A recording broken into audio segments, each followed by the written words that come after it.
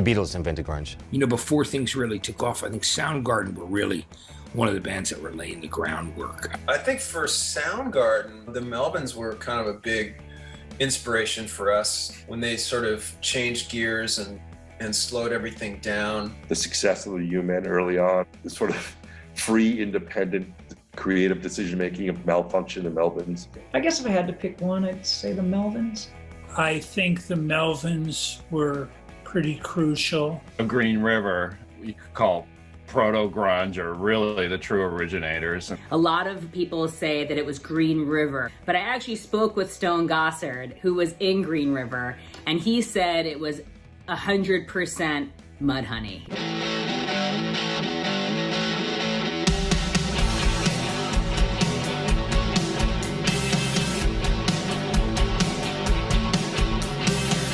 To ask who invented grunge is about the same as asking who invented heavy metal. There were so many different bands involved in the creation of this type of angsty rock and roll that it's really hard to name just one. This year marks 30 years since some of the absolute biggest masterpieces in rock history came out. So we're going to spend a couple weeks examining how this little scene that started in Seattle ended up taking over the world.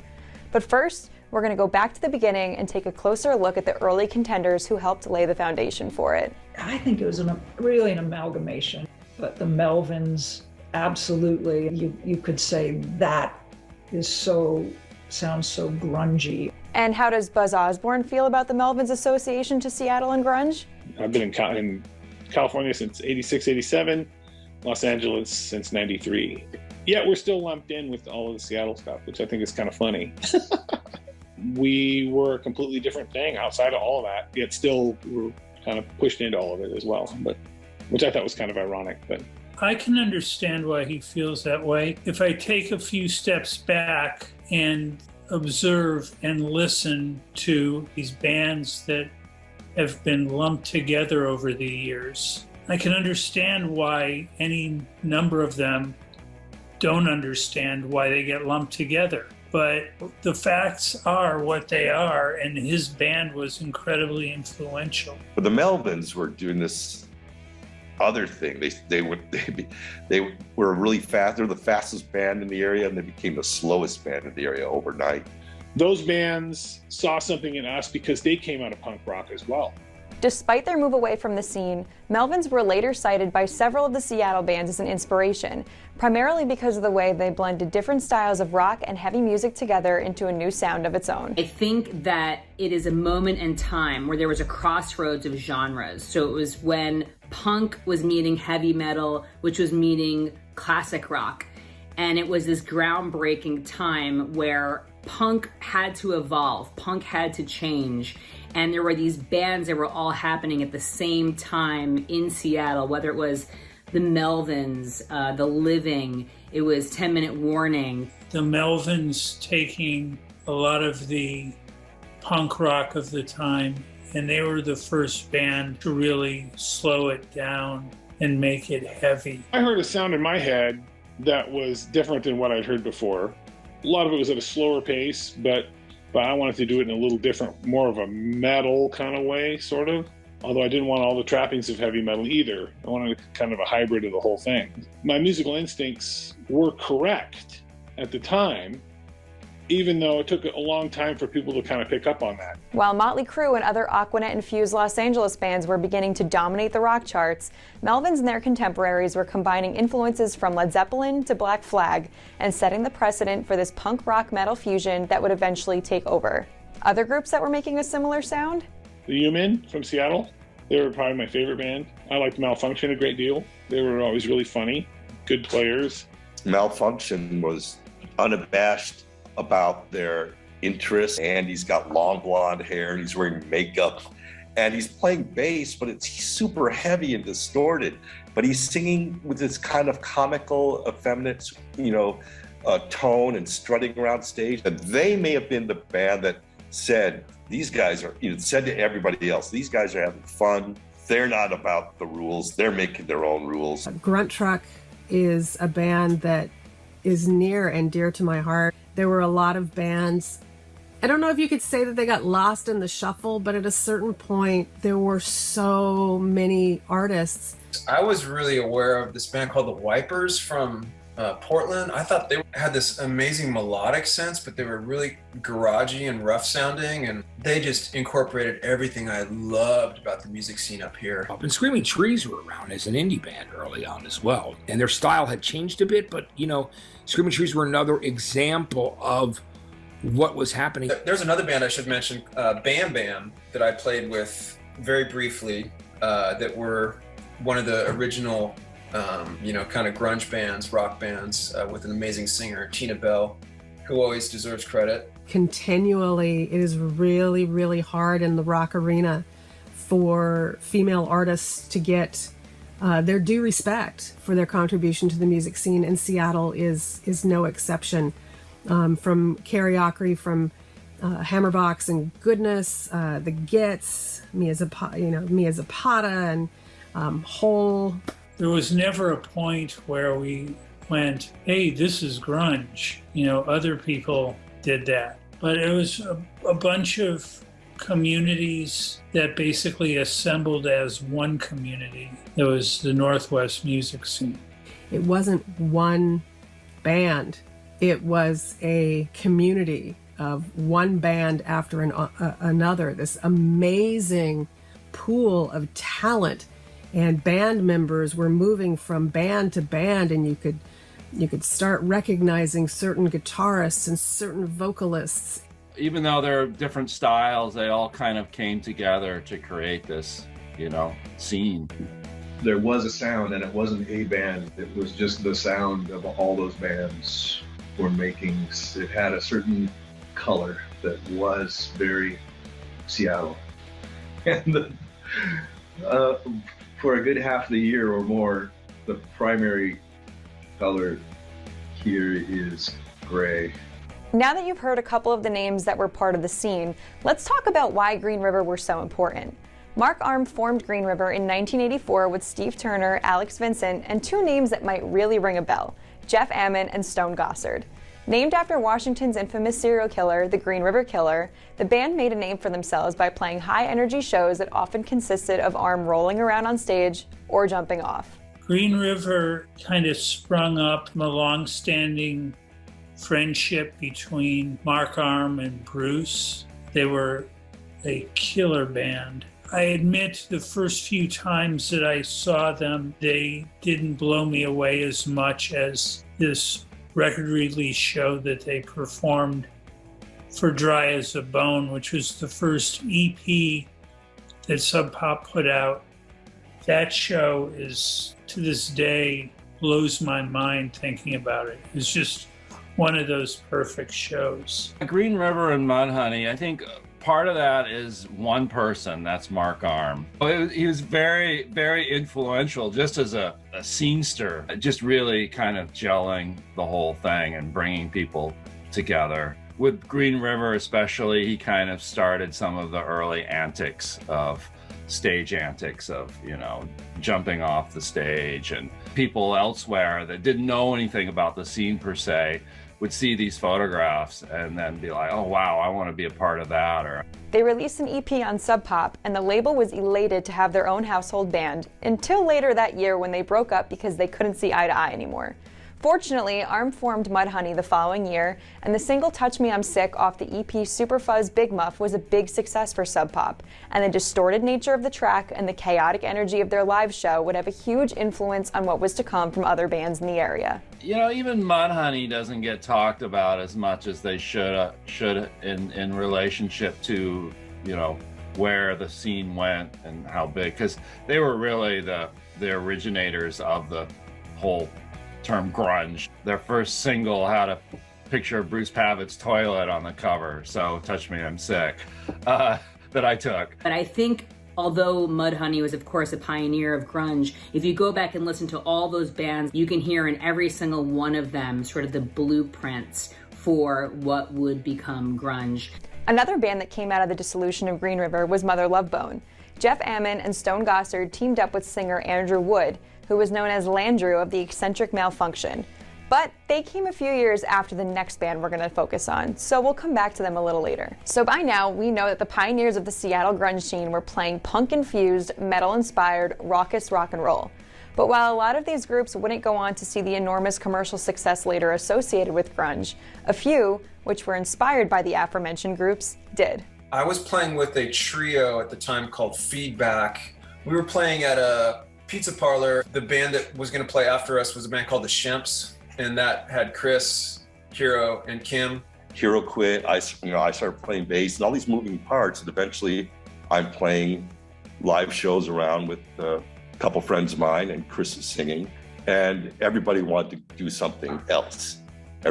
Except for the guy who started that band. Everyone wanted to write music and start something that's more original, more inventive, more creative. And we eventually did that. Chris moved in with Hero. They started jamming together. They started looking for guitars to play with. They got their rhythm section really strong. They weren't meeting a lot of people who were of their caliber and ability that also had their interests. So they talked me into coming by and jamming, and it immediately connected. We were so happy and enthused by the first two jams that we had, where nothing had been so easy, creatively and natural. One thing I do remember about that first time seeing those guys play was hearing Chris sing. His voice completely filled the room. He had an amazing stage presence, but we were all kids at that time. So when I was playing my set with Feedback, Chris was watching me. Like, he was just like totally eyeballing the drummer. And eventually I was neighbors with Kim, and I would go see Soundgarden play before I joined, like in 85. And I always thought they were just the best band in Seattle. Ben McMillan, he tipped me off to this band. The guitar player's name was Kay Clone. That was Kim Thiel. When I first saw him, not knowing that he was, a guitar god, and I just thought he was another fucked up college student who worked at KCMU, I was like, really? And then I saw him on stage at the Rainbow, and I was like, and the singer was playing the drums. And I said, oh, this is all kinds of no good. But they blew my mind. Halfway through the show, Chris came up from behind the drums, started being Chris Cornell, that we all recognized. The first time I saw Soundgarden, they were a three-piece, and Chris was singing and playing drums. But I thought, wow, that drummer should just be singing, and they should get a drummer. And he's drumming with us and singing. It's kind of tough because the way we're writing things in odd time signatures. He would offer to either focus on singing or focus on drumming. And what did we think? He said he was leaning toward wanting to sing, which makes sense. We said, well, I don't know. You're a really good drummer. We like the way we write with you. That was the initial magic, was Hero on bass, Chris on drums, me on guitar. So we're writing, we're prolific. This is so natural and easy. If you go to sing, we're going to lose this. He's very musically talented, and his insight was to understand how his lyric writing and vocal melody and dynamic would fit within the context of what the three of us were doing. I remember him not speaking to the crowd for like a good year or two, like when I first joined. The way that he would perform back then is he sort of went into this trance. When I would watch those guys before I joined, I was just really mesmerized by the way Chris would just sort of like turn into this shaman kind of dude, Eventually he became more comfortable with an audience. And I just think he was naturally a really shy person, believe it or not. But the thing that was so amazing is that he was kind of a gawky, awkward guy who was totally possessed. And this voice comes out of him. It was like Linda Blair in The Exorcist. And I walked up to the stage, the front of the stage. I introduced myself and pretty well committed myself to putting out a Soundgarden record. I didn't really know how to. I had done a lot of concert promoting, so I met a lot of musicians that way, one of which was Soundgarden. Soundgarden had a very melodic, hypnotic sound, they were at a point where they had made a demo tape, a cassette tape. That was in late 85, early 86. Through that, Chris and I started a relationship, and there also was the beginning of a more coalesced Sub Pop Records. Sub Pop had existed for a long time. It was an underground tape series that Bruce Pavitt had curated for years. It's Bruce Pavitt who had Sub Pop magazine. He was writing and reviewing local bands, and he was drawing attention to bands that he liked. He was drawing attention to what he saw as he was drawing attention to the scene that he thought had a unique and distinct identity apart from what was going on in the rest of the country. I had heard Bruce's name around for a while. I was a fan of his writing. We just started to see each other more and more at the same shows, and I had an idea of doing a record label, and he had already had one. It started to become more formal, and they were ready to put some records out, so Soundgarden became one of their first records. Soundgarden released their debut single Hunted Down through Sub Pop in 1987, followed by the Screaming Life EP later that year, and FOP in 1988. So with Soundgarden, I was just helping get the word out and make contacts for them.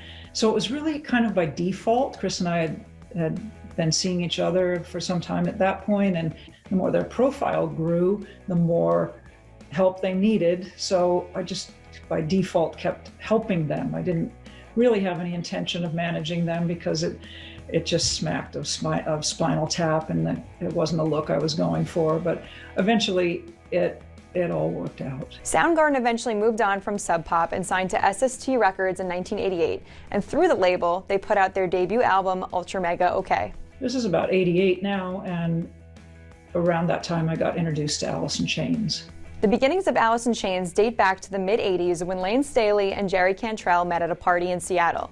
The guitarist needed somewhere to live, so Staley invited him to room with him at the Music Bank, which was a rehearsal studio with a bunch of different rooms. Cantrell eventually began jamming with Sean Kinney and Mike Starr, and asked Staley to sing for them after seeing him perform with his band, Alice in Chains. Staley initially refused Cantrell's offer because he already had his own gig, but that fell apart soon after, so he accepted. They initially went under the moniker Diamond Lie. After a bit of time had passed, Staley phoned his former bandmate and asked for permission to take the name Alice in Chains for his new band. The Alice guys were hijinks hilarity, and they sort of lived the rock star lifestyle, even though they all lived in one of the guys' mom's rental house. It was more like the Monkees than a big rock star band. With Alice, I was already managing the other groups and Soundgarden, and my office mate was managing them. The guys and my office mate needed some help, and so my office mate suggested that, or Kelly, who was our other office mate, and I work with Alice. So the first time I met them, picked us up in a limousine with the band, going to their second show. They spent the entire drive to the venue out in the suburbs reciting every line from Fletch in unison. And it was so fun and so funny, and everything about them on stage was so filled with life and energy and irreverence that I knew it was special from the first time I saw them and first time I heard their also cassette tape. Next, we have to talk about another little band that formed outside of Seattle in a town called Aberdeen. I shouldn't even have to say who it is, but yes, it's Nirvana, a trio that would go on to become one of the most influential bands in rock and roll history. I used to call Jack and Dino. He mentioned this band that had come in with Dale Crover, the drummer for the Melvins. When he heard them, it was unlike anything he could readily describe.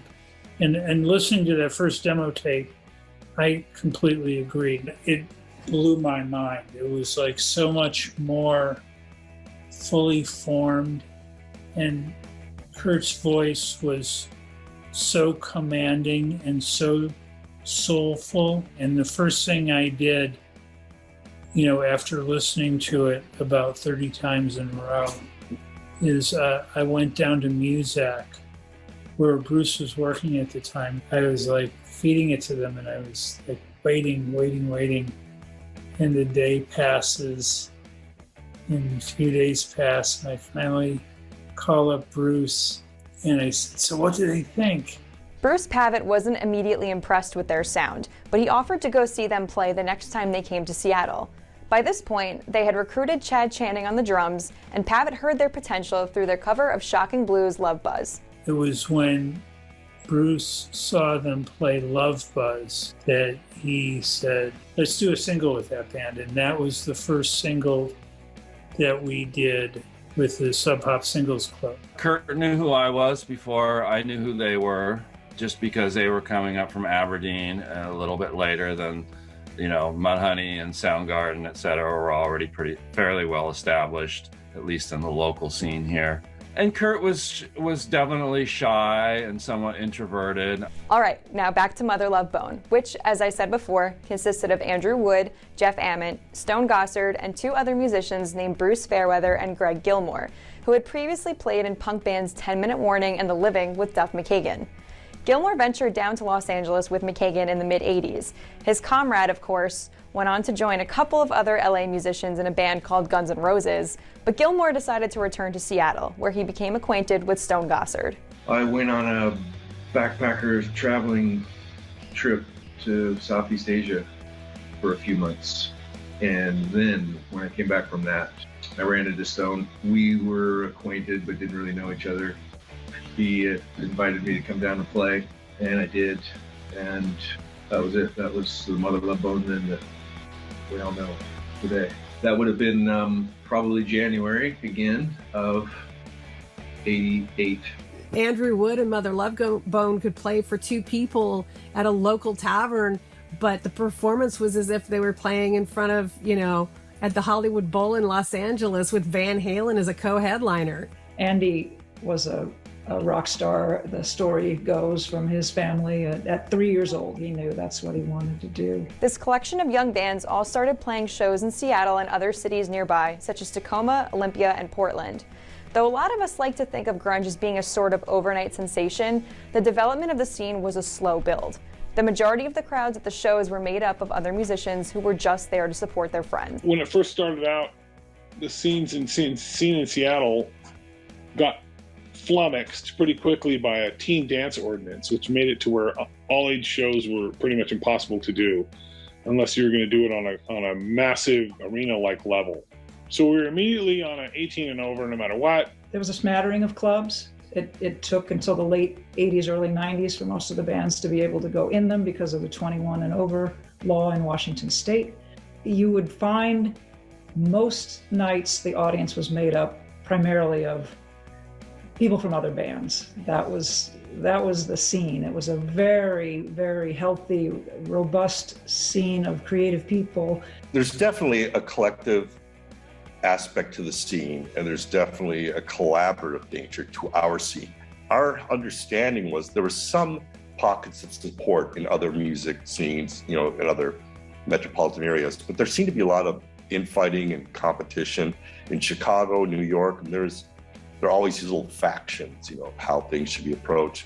And there may have been some of that with us, but in Seattle, but it was such a small scene. It was so insular. People were sharing records with each other and going to the same shows. People didn't really make the trek out to Seattle, so we'd go see each other's bands. And so many of these local bands would either rehearse in these massive, rehearsal banks, like Music Bank, where every band had a room and would rehearse, or they'd band together and rent a stage at old theater that was converted to a live music venue, or a VFW hall, or a student union building at the University of Washington.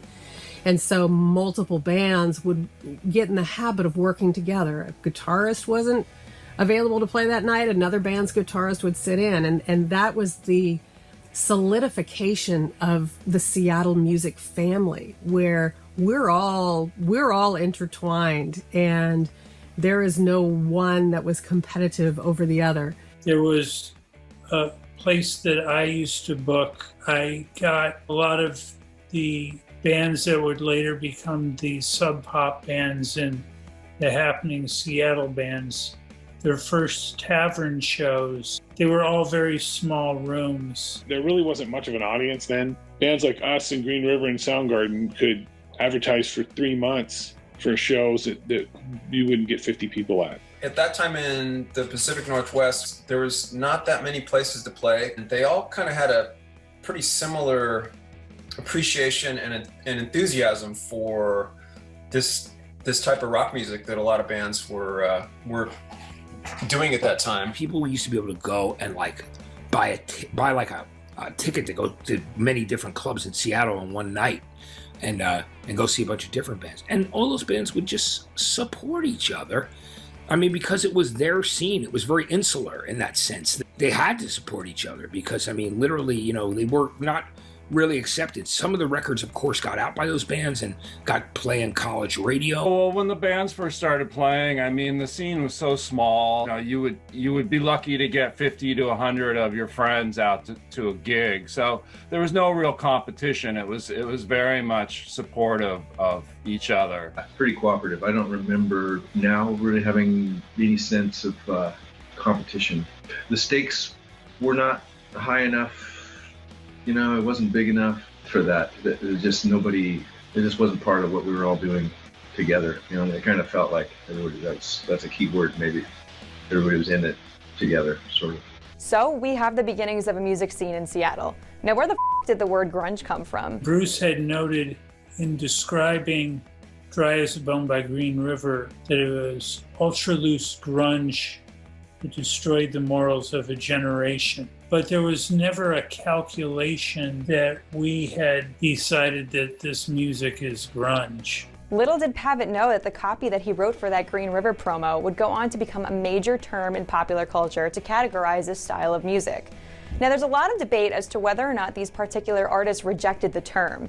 So let's ask them how they felt about it. But grunge as a term, nobody liked that. Everyone thought, oh, this is a marketing thing. This is a way to file Seattle on a retail display in a record store. We thought that's it. But people initially we just rejected the term like grunge. But eventually we all just came to embrace it. It was just an easy reference, especially if you're talking to your parents. What kind of music do you do? Grunge. Oh, like Pearl Jam or Nirvana? Yeah, like that. Oh, the term. I personally don't mind the term. If they like equate that term with, you know, with my bands and a music scene that I'm really proud to be a part of, then so be it, man. I know a lot of guys were sensitive to it when it first came out there. I guess that there was a need for a label from the industry, from the press. There was new wave, there was punk, you know, we're gonna label this other thing. And then it got picked up by, you know, the music industry at large. I think because of some of the irreverence that the band members naturally had, that there was, it just sort of slid off everybody's back. It wasn't a big deal. Well, at first they didn't like it, but everybody was growing so fast at that point. They had other things on their mind to think about. Yeah, at the time, it just was a funny made-up term. Ultimately, there wasn't a single band responsible for creating the grunge sound.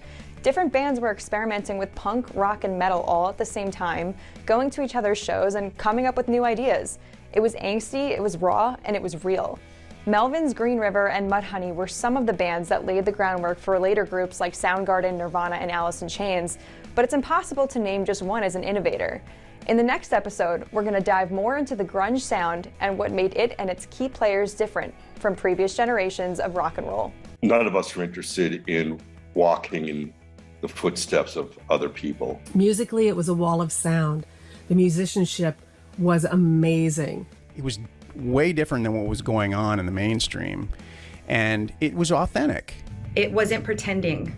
Like, it was so genuine and so real and so just, I don't give a fuck. They sang about very uncomfortable subject matter, but necessary. Everyone could relate to it in a way that I feel like music hadn't connected to people's souls like that in a long time. I related to it in a big way. It had a lot to do with how I was feeling about life and my life.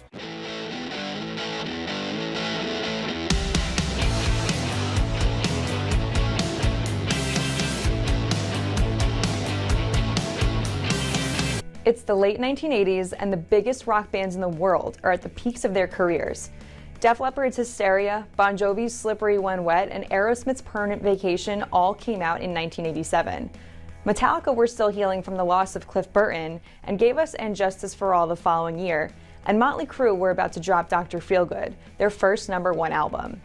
While all of this was going on, things were starting to bubble a bit up in the Pacific Northwest. However, the happenings in the area still hadn't drawn much attention outside of the local level yet.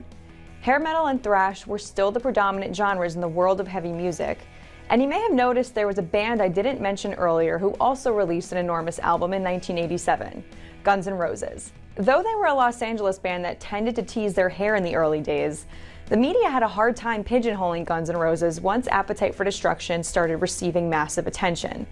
They weren't glam, but they weren't metal, and they weren't punk either. So what do Guns N' Roses have to do with grunge? They're different from that whole glam thing. There's something more raw and more naturally charismatic, and their charisma didn't come in a hairspray can. I mean, I saw them at the Cat House because some A&R people said, "You got to see this band Guns N' Roses. Their record's about to go gold by the end of next week." Well, we've heard that Duff plays them. Chris and I go and see them. We're like, wow, they just had this presence. Slash, Duff, everyone in the band, Izzy, they just had this presence. Because of what was going on in mainstream hard rock, I felt like in a way it started with Guns N' Roses, which was the beginning of what was bringing about this change, the sea change in a lot of ways. You had Guns N' Roses, and then we heard Jane's Addiction, both LA bands, and they were doing something they were moving in a different direction. And you had Faith No More, and then we heard Soundgarden, and then so there was a thing that was brewing, and you could feel it. And I remember going and seeing Jane's Addiction in I think '90 or something, and you could really feel it. I was like, who are all these people coming to these shows? This is like it's like a subculture that you didn't know existed. And I don't even look at Axl Rose even in the time era of that was glam.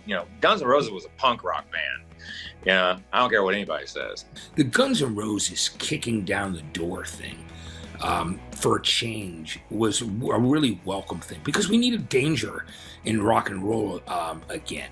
But it was the thing that opened the door for the next movement at the same time, because as things were starting to kind of go in a direction where the bigger hair metal bands were on their 4th or 5th album, and it was hitting a wall. People were ready for something new. Obviously, youth was. As Miles mentioned before, Jane's Addiction were another group that were breaking out of what was considered the norm at the time. In November of 1988, the group headlined a Rising Star show at the Paramount Theater in Seattle. It was often the custom for the radio station to help the promoter with bands locally that were doing really well. And so the opening acts for that show were Soundgarden and Mother Love Bone. The energy in that show was at a fever pitch level that I had not experienced in a long time, if ever. I knew the music in our area was unique and special. It was that night at the Paramount that it was the realization that the rest of the world was soon going to be knocking on our door. So if bands like Guns N' Roses and Jane's Addiction were preparing the world for something new and different, why was grunge what became popular next?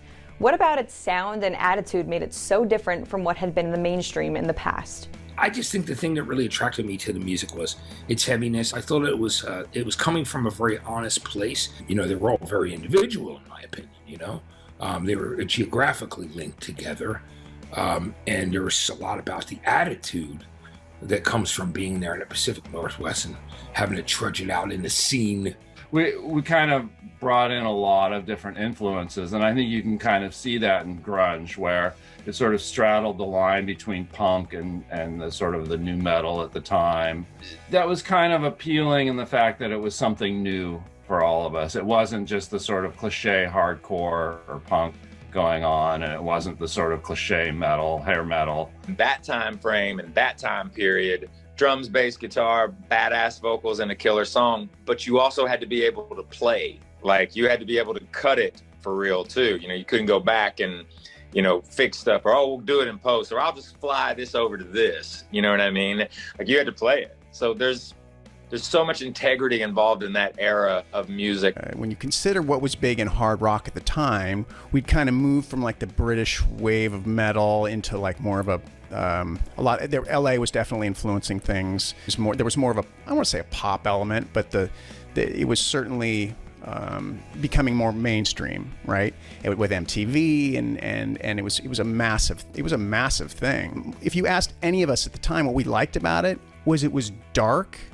It was way different than what was going on in the mainstream, and it was authentic.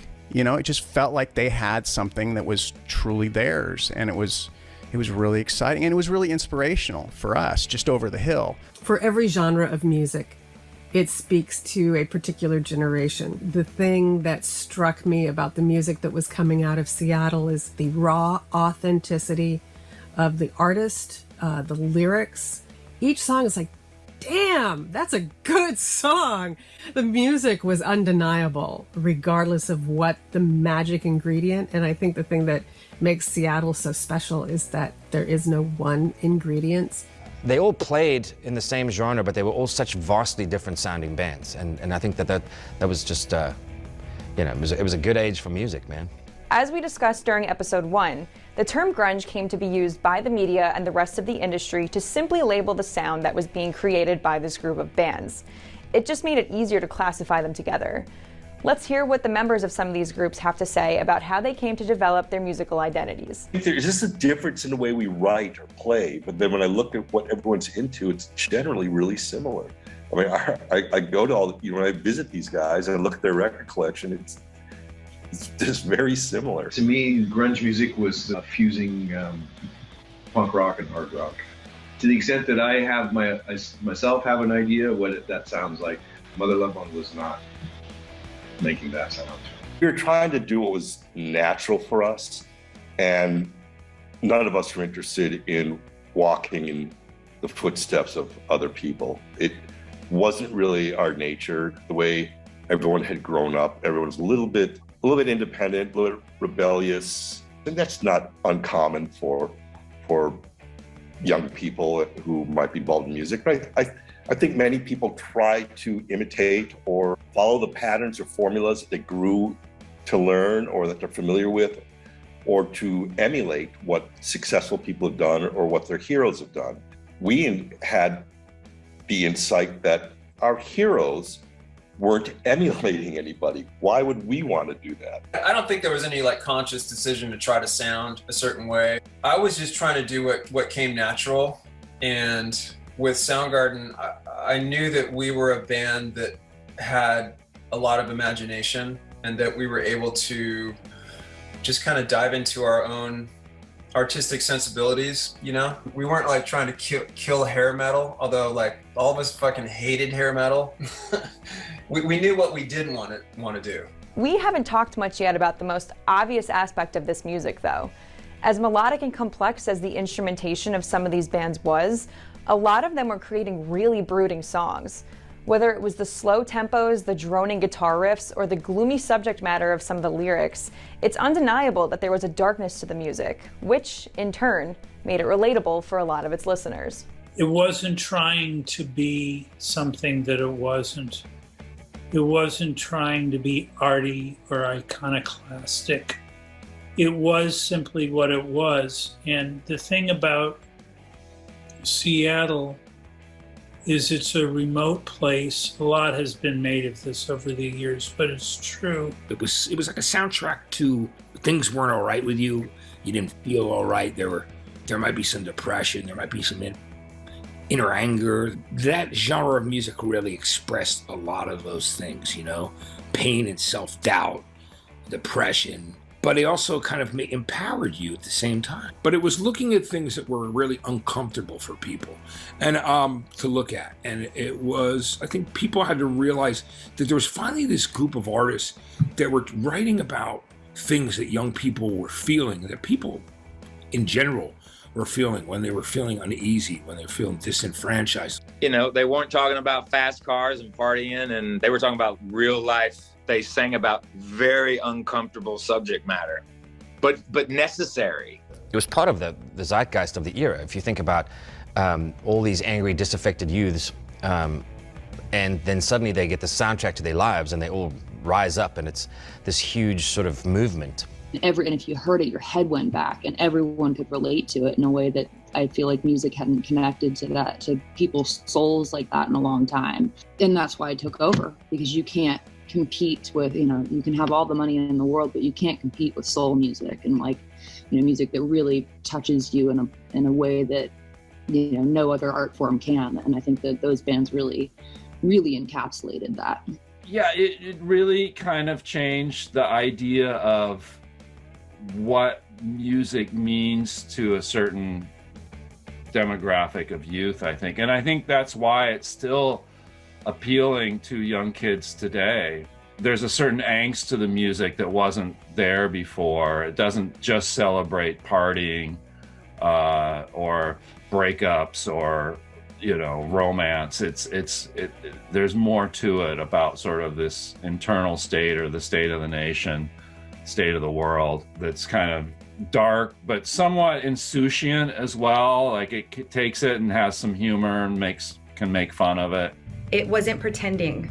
Like, it was so genuine and so real and so just, I don't give a fuck. Like, just someone really venting their frustration or their pain or their emotions. It just felt so genuine and real. As a teenager, going through all those awkward things that we go through as teenagers, that was something I would hide away and get into because it just made me feel okay. Sometimes you have to expose the ugly parts of yourself before you can really call it art, because it's like, that is what's connecting people and helping them sort of heal through music. So when it's real and genuine and it just gets you, in your core, like that is the most important thing to me. And that's what I related to. And that's what I try to incorporate into my own music as well. While most of the artists that later became popular embodied a lot of these emotions in their music, they each did it in their own distinct way.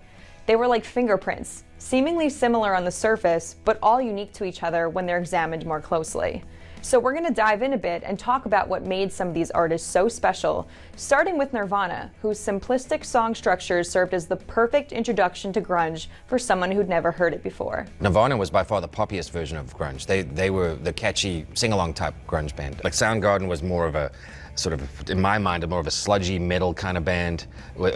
Great music, but it wasn't necessarily as accessible as, Kurt described the Nirvana songs as nursery rhymes with heavy guitars. I mean, the guitars on Nevermind are just so dangerous and trashy at some parts. It's kind of just throwing caution to the wind and just flipping out. Really, really simple, beautiful songwriting, really catchy. Almost like a pop song wearing a grunge suit in some cases. Nirvana was the band that changed my entire life. And I distinctly remember being at Suzanne Rosenberg's bat mitzvah. I was 12. And all of a sudden, Smells Like Teen Spirit by Nirvana came on. And that was it for me. My life was changed forever. I had never heard anything like that before. I can literally define my life into two parts, before and after discovering Nirvana. That was the impact that band had on me. I liked that Kurt played. I loved the clean verses into heavy choruses, much like the Pixies, which inspired him. Everything about it felt sort of controlled chaos. It felt like it was haphazard, but it had meaning. I liked that the approach was kind of simplistic. I loved all of it, basically. There was not a single Nirvana song that I didn't like. All of it seemed to be played with passion, and that's the most important thing. Well, we tried to talk our label into signing Nirvana because we were really into them. And we just wanted them to, we were like, there's nobody like us at A&M. I think they had 38 Special and The Police. So we wanted some people, like some brothers with us. Like, you got to sign Nirvana. I remember what they said to me. They said, well, we just signed you. We don't know how you're going to do. Why do we sign Nirvana? It's like, let's see how you guys do, before we, so we don't want to have two bands or they're kind of similar. It's like, nah, they're different. So I faked a stomach virus in school to get out of school. My granny picked me up from school, but she had to work, so she dropped me off in my house. MTV was locked, so I couldn't watch it on like the cable box and stuff like that, but it wasn't locked at my granny's house. And that was when MTV did buzz-worthy videos. Saw Smells Like Teen Spirit from Nirvana, that video for the very first time. And my whole world changed because I'd never seen anything like it, first of all, never heard anything like it. That was probably my first initial introduction to just grunge in general. While we haven't quite gotten to the release of Smells Like Teen Spirit just yet, that was absolutely the song that introduced much of the world to Nirvana later on. But for now, we'll continue on with Soundgarden, who were extremely dynamic and creative, often used odd time signatures in their songs, and, of course, were fronted by one of the most powerful male vocalists to have ever touched a microphone. Soundgarden, their music was much more sophisticated on weird time signatures and strange way they went about what they were doing, and strange way they wrote songs. Were a much weirder band, I thought, but they had a vocalist who sang on a more traditional level, regardless of how weird a songs he wrote. Hey Matt, can you tell us why Soundgarden wrote songs in odd time signatures? Good question.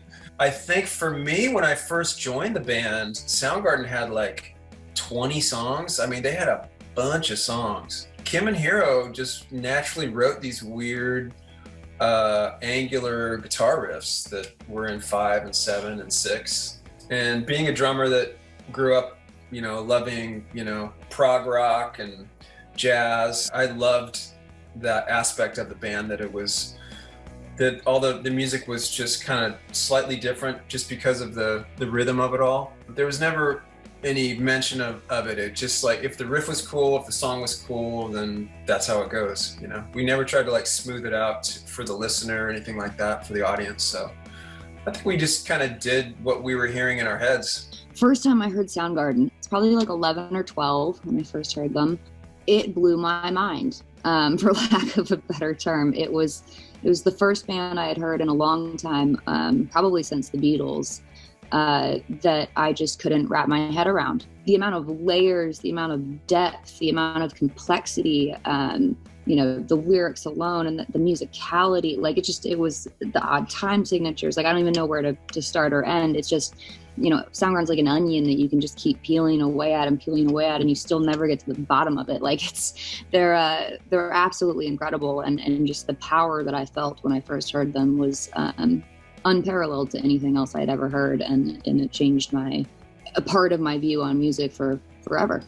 The first time I heard like Soundgarden, which would have been, I think, 88 or 89, and my buddies and I here in Spokane, we really thought that was cool. We were like, wow, that's really cool. And we actually covered 2 of their songs off of the first record they did on A&M, which I think was Louder Than Love. I was just playing guitar at the time. I didn't sing much. I didn't want to be a singer, but I just loved the riffs. I thought it was cool. And obviously Chris Cornell, I mean, you ask most singers and they're going to tell you that Chris was, he's up here. He had an incredible gift. A very powerful group. It was very, very powerful, visceral music, very hypnotic, and something that was hard to forget after you listened to the first time. I think the thing about Soundgarden that I loved was, there was something absolutely classic about it in what I loved about heavy rock and roll, but a darker feeling, but it didn't feel forced or theatrical. And I was always drawn to dark music with a darker message, being, disenfranchised youth. That's, to me, the thing that was really interesting, what I ended up loving about a lot of the bands, especially Soundgarden and Alice in Chains. 3 people helped me find my voice: Chris Cornell, Nina Simone, Otis Redding. Like, those would be the 3. The first time I heard him sing, and yes, I was at my granny's house. Because the MTV, the cable box wasn't blocked. Outshined on Bad Motorfinger. First time I saw what he looked like, saw what the band looked like, and first time I heard his voice. I think that was the first time that I heard a male have that kind of a range, using his voice as an instrument. And the fact that he was such a skilled guitar player, and to have a voice like that and play guitar live. There's very few and far between people that can do that. Now we've come to perhaps the most solemn of the bigger groups, Alice in Chains.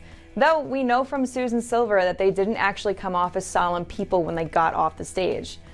Jerry Cantrell's guttural guitar tone and introspective lyrics gave them a reputation for being gloomy, and his harmonies with Lane Staley, who was also an incredible vocalist, added an eerie flavor to their songs. I think I saw Alice in Chains the first time in 88 or 89, if I'm not mistaken, opening for a band called the Bullet Boys. It was like a hotel, convention area where this gig was.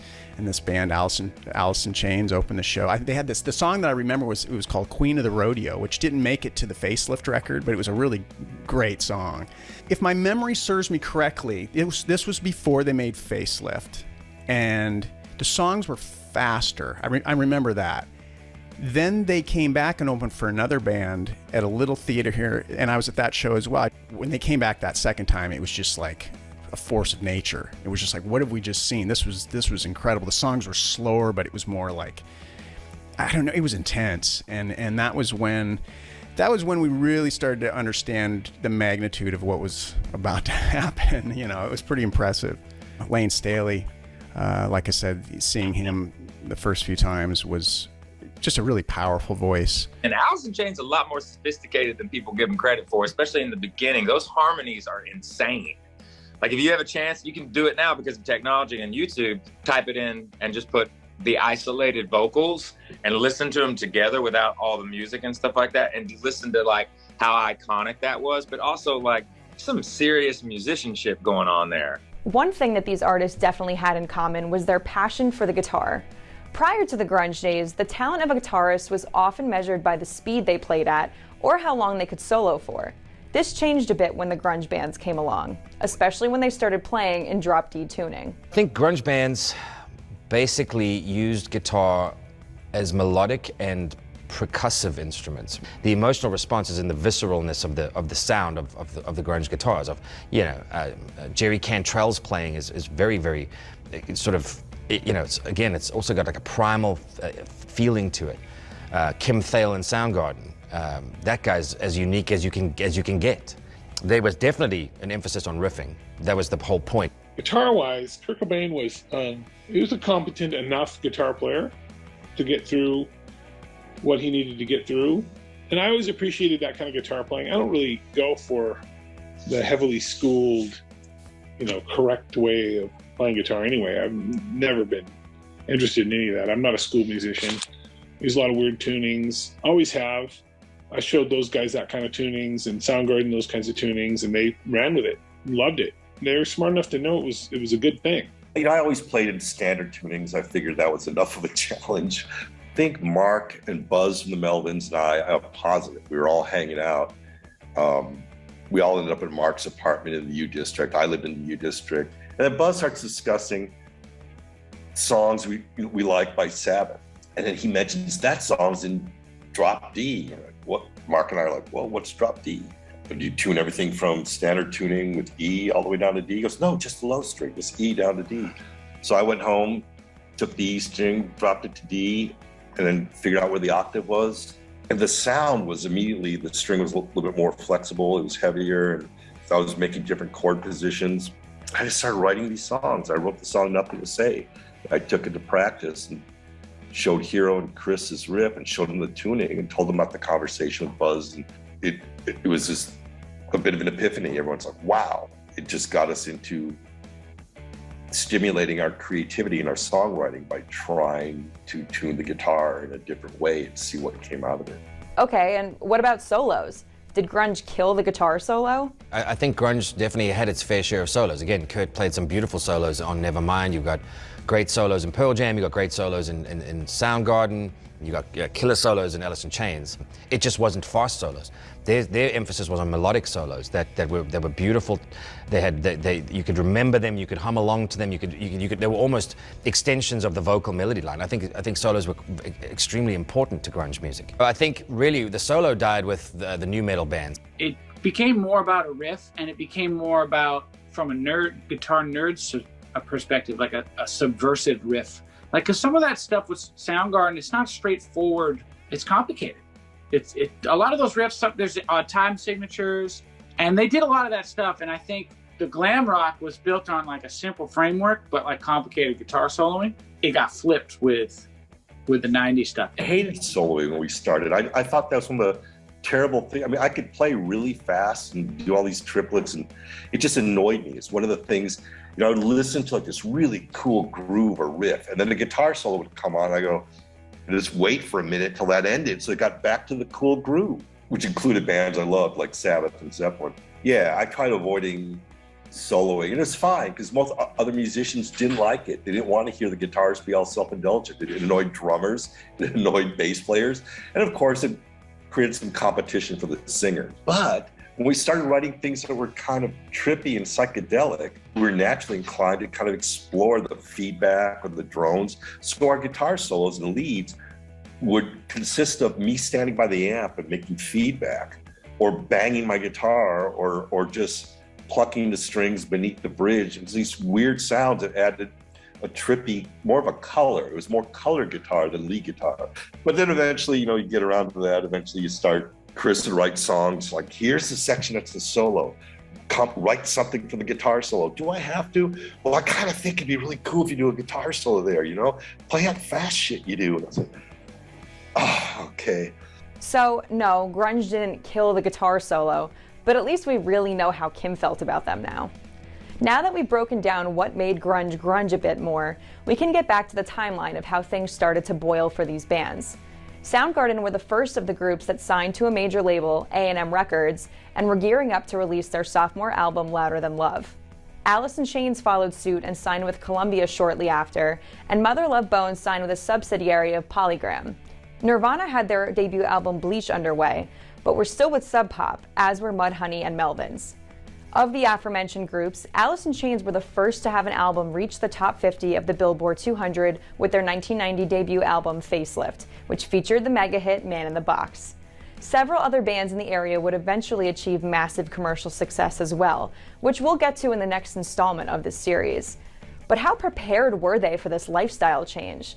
Did these people want to become rich and famous, or did they scoff at the idea of becoming rock stars? It's just like humans, we all have different ways of looking at things and different hopes and dreams. Alice in Chains and Andy Wood of Mother Love Bone, already in their minds they were successful. They had very little need to do things the slow, pay your dues way. They worked towards becoming rock stars, regardless of what they said, you know, or what they may or may not have said. That's what they wanted to do. They plugged themselves into the same venues, managers, record labels as anyone else, as Motley Crue or anyone else. It's not really a whole lot different along those lines. It was kind of interesting when you know, those underground bands kind of went to major label status. That can sometimes change the overall, like, you know, identity of a band. When we did sign to a major label, one of the reasons we wanted to do that is because we really believed in our band. We did want a bigger audience, not for necessarily fame and fortune. We would love to be able to pay our rent, playing gigs, you know, and that eventually did happen. We tried to have success on our own terms, I guess is what you could say. I think people just reacted as human beings. You know, a lot of people started out not partying, and guess what? They started partying. I don't think there was anything particularly unique about what happened to the city as soon as a number of the musicians became famous. We were leaning into that pretty hard. For myself, I could say there was not an insignificant amount of anxiety based on that, maybe, you know, being a little freaked out by, whoa, this train is leaving the station. And at the time in the Seattle scene, there was a little bit of baked in anti-industry sentiment, which was, you know, in a few short years converted after so many bands from here were having success outside of the region. Unfortunately, Mother Love Bone's story came to an abrupt end soon after they recorded their first album, Apple. But out of the ashes of tragedy rose a group called Mookie Blaylock, which we'll talk about next time, along with how they became part of a scene that was on the brink of explosion. There's no light switch that suddenly flipped. People like to talk about it being an overnight success. It was at least a 10-year overnight success. So it just set it up for the audience who was not being addressed. And Nirvana comes out, boom, metal, punk, indie, alternative. It's like, here we are. By 91, it just exploded, and none of us expected it to have that much of an impact on not just music, but pop culture. I mean, 91 was just one of the greatest years for rock albums, period. There is a year in particular, and that is 1991, and the date is September 24th, 1991. It might be the greatest album release date in history. I think whenever you take a genre of music and you make it catchy and you make it something that it gets stuck in your head, that's how you elevate it from underground to mainstream.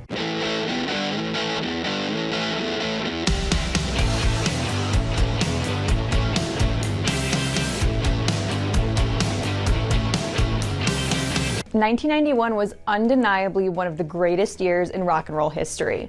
Several of the core bands we've been focusing on in this series would go on to release their breakthrough albums and take over the music industry and pretty much the world. Nirvana's Nevermind in particular is known by many as the album that made grunge blow up. But there were a couple of different factors that set the stage for the explosion. So let's hear from those who were there how it really happened. A journalist who goes by the name of Everett True, who worked for the Melody Maker. Bruce and I endeavored to fly him over in exchange for some cover space and a feature story in Melody Maker, which was one of 3 big music weeklies at the time. And getting in those magazines, we knew was going to be a big thing. It really was the English press that broke those bands. Mudhoney and Tad and I think Nirvana went to England, and the English press wrote about this Seattle explosion, this fabulous spread, and NME and Melody Maker and local press in Seattle paid attention after that. So then the band started to get local press, which and then raise the numbers in the audience and raise the opportunities to open for other larger touring groups. The push that I had to do in music was talking to other radio stations. It was safer to get the next release from a proven artist than to jump on to bands that were new. So a lot of my conversations were programmers at other radio stations and saying, no, this is the real deal. And where there's a Soundgarden, there's an Alice in Chains. And where there's a Mother Love Bone, there's a Temple of the Dog and Pearl Jam. There's a lot of factors that happen, culminating in the success of Nirvana Nevermind. But there are things that set that up.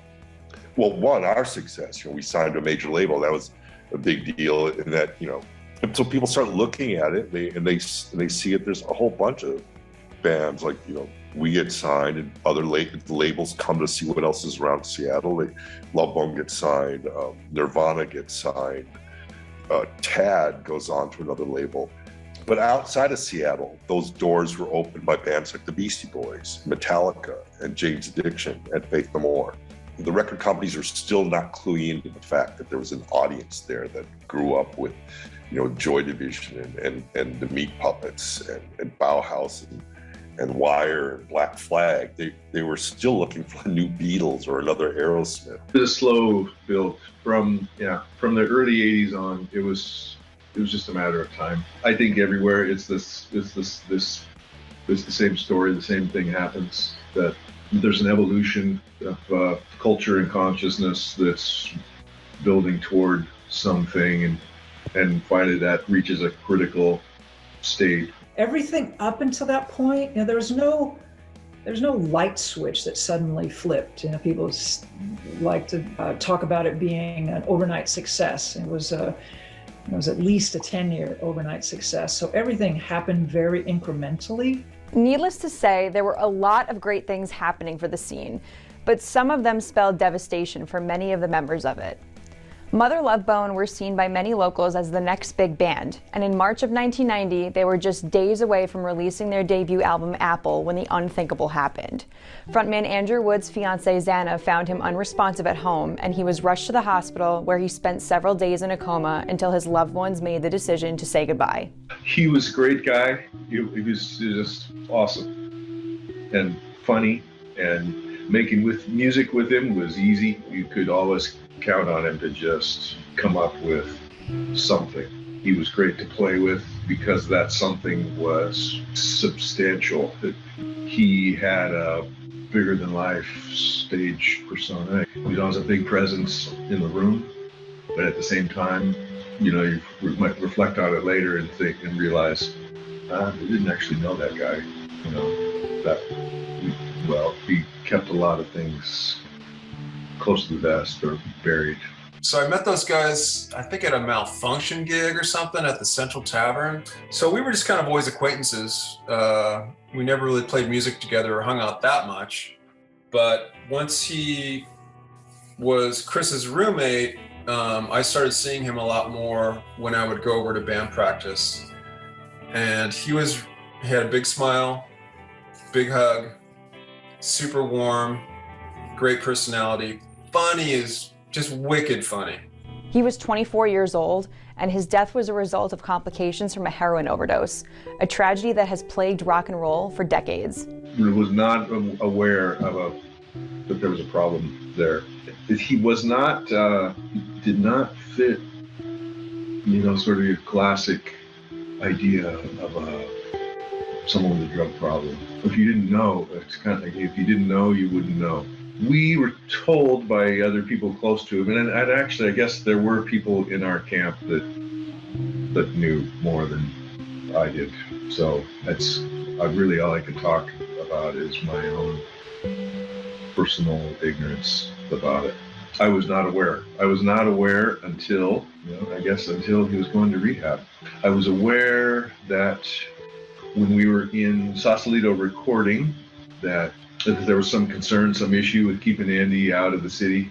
It was a absolute kick in the gut to the entire community. And I go back to that moment as to when things changed, when the rest of the world was coming to our doorstep, whether we wanted it to or not. And sometimes the price is quite steep. While this loss was horrific for all of Andrew's comrades in the Seattle community, his family, and of course his fiancée Xana, it hit his roommate and close friend Chris Cornell, who was on tour at the time with Soundgarden, in a bit of a different way. He began writing songs that he knew wouldn't fit in with Soundgarden's catalog, and approached some of Andrew's bandmates in Mother Love Bone to see about putting them together. We were on tour when we heard Andrew passed away. Chris was crushed. It hit him really, really hard. When we got back from that tour, he started writing material that would eventually become the Temple the Dog album. Lost Andy Wood in early 1990. Part of the healing process for Chris was to write a couple beautiful songs in his honor. That was all it was meant to be. It was just a couple songs. He gave me a cassette of Say Hello to Heaven and Reach Down, and he did everything on drum machine and guitar and bass on his 4-track. Gave the cassette to me, and then he gave it to Jeff and Stone, who had lost their band, lost their singer. And they were really moved, and they were moved to then write some of their own music and then get together and play some of those songs that Chris and Stone had written. There was a lot more that came about when we did get together. So I think the floodgates kind of opened when we all got in a room together. It was absolute magic. It was 11 days and the most beautiful, beautiful record came out of it. It was very cathartic for everybody.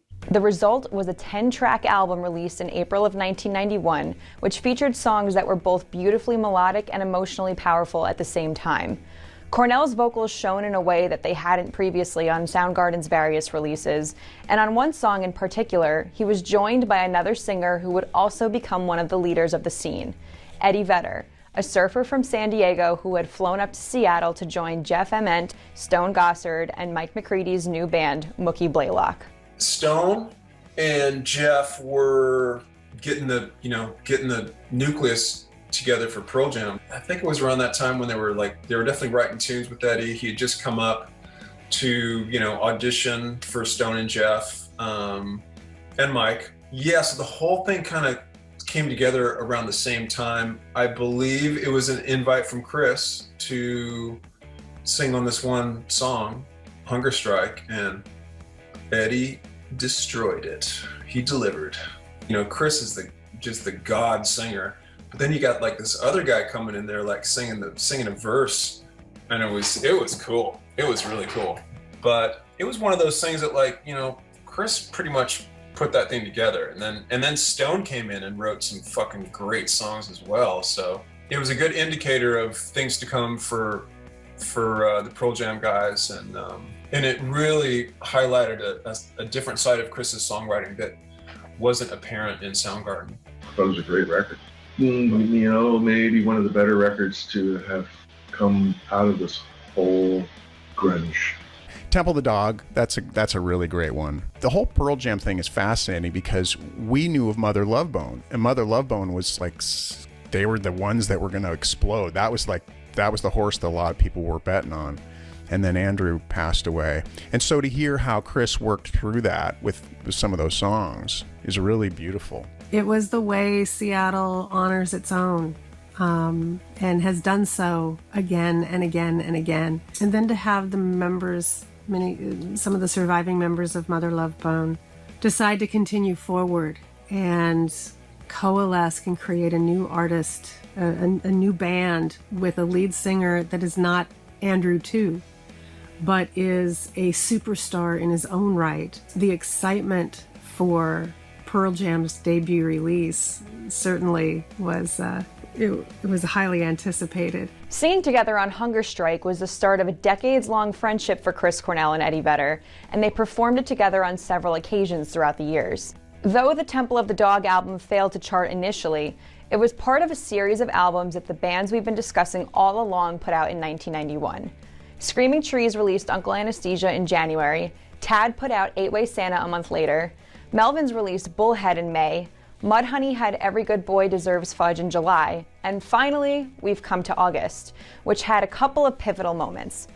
Mookie Blaylock decided to change their name when they signed to Epic Records to avoid any legal disputes, and they went with Pearl Jam, after Eddie Vedder's grandma Pearl and her homemade jam that was laced with peyote.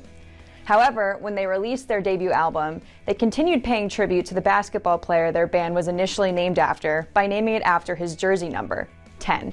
After Mother Love Bone broke up, everybody just kind of went their separate ways.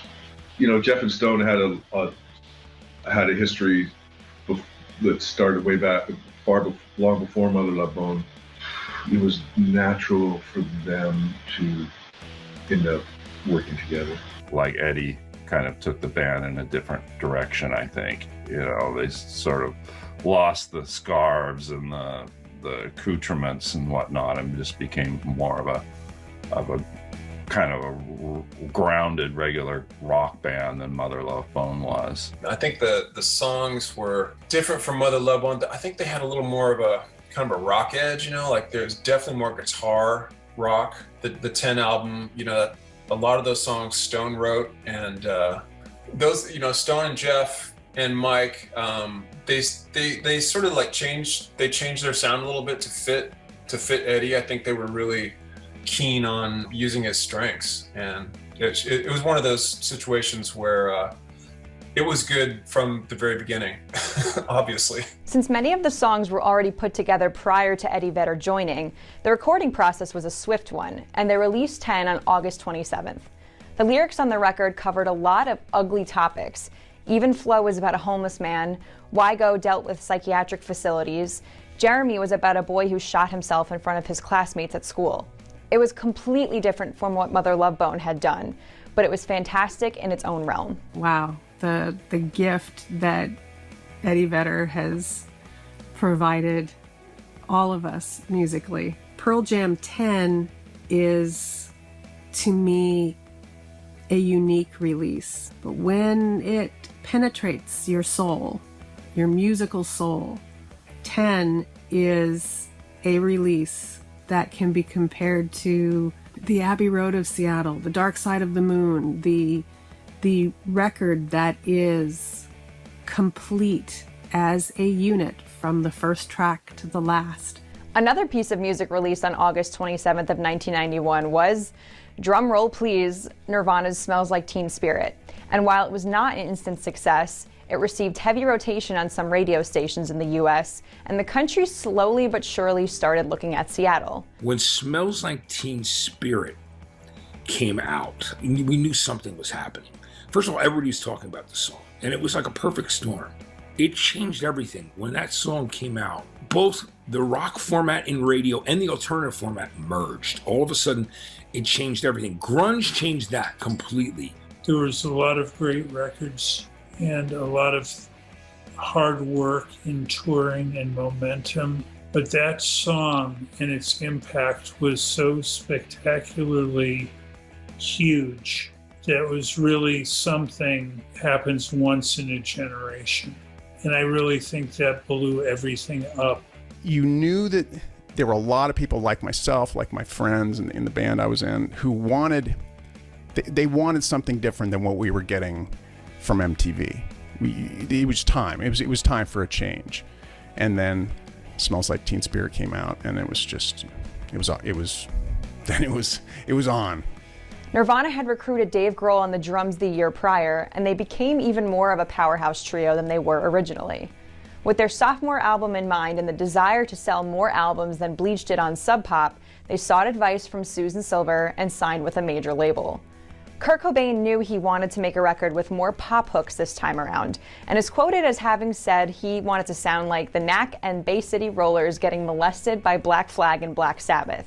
September 24th, 1991 was the day Nirvana unleashed the second album. It just set it up for the audience who was not being addressed. And Nirvana comes out, boom, metal, punk, indie, alternative. It's like, here we are, we're just waiting for you to like make a record we like.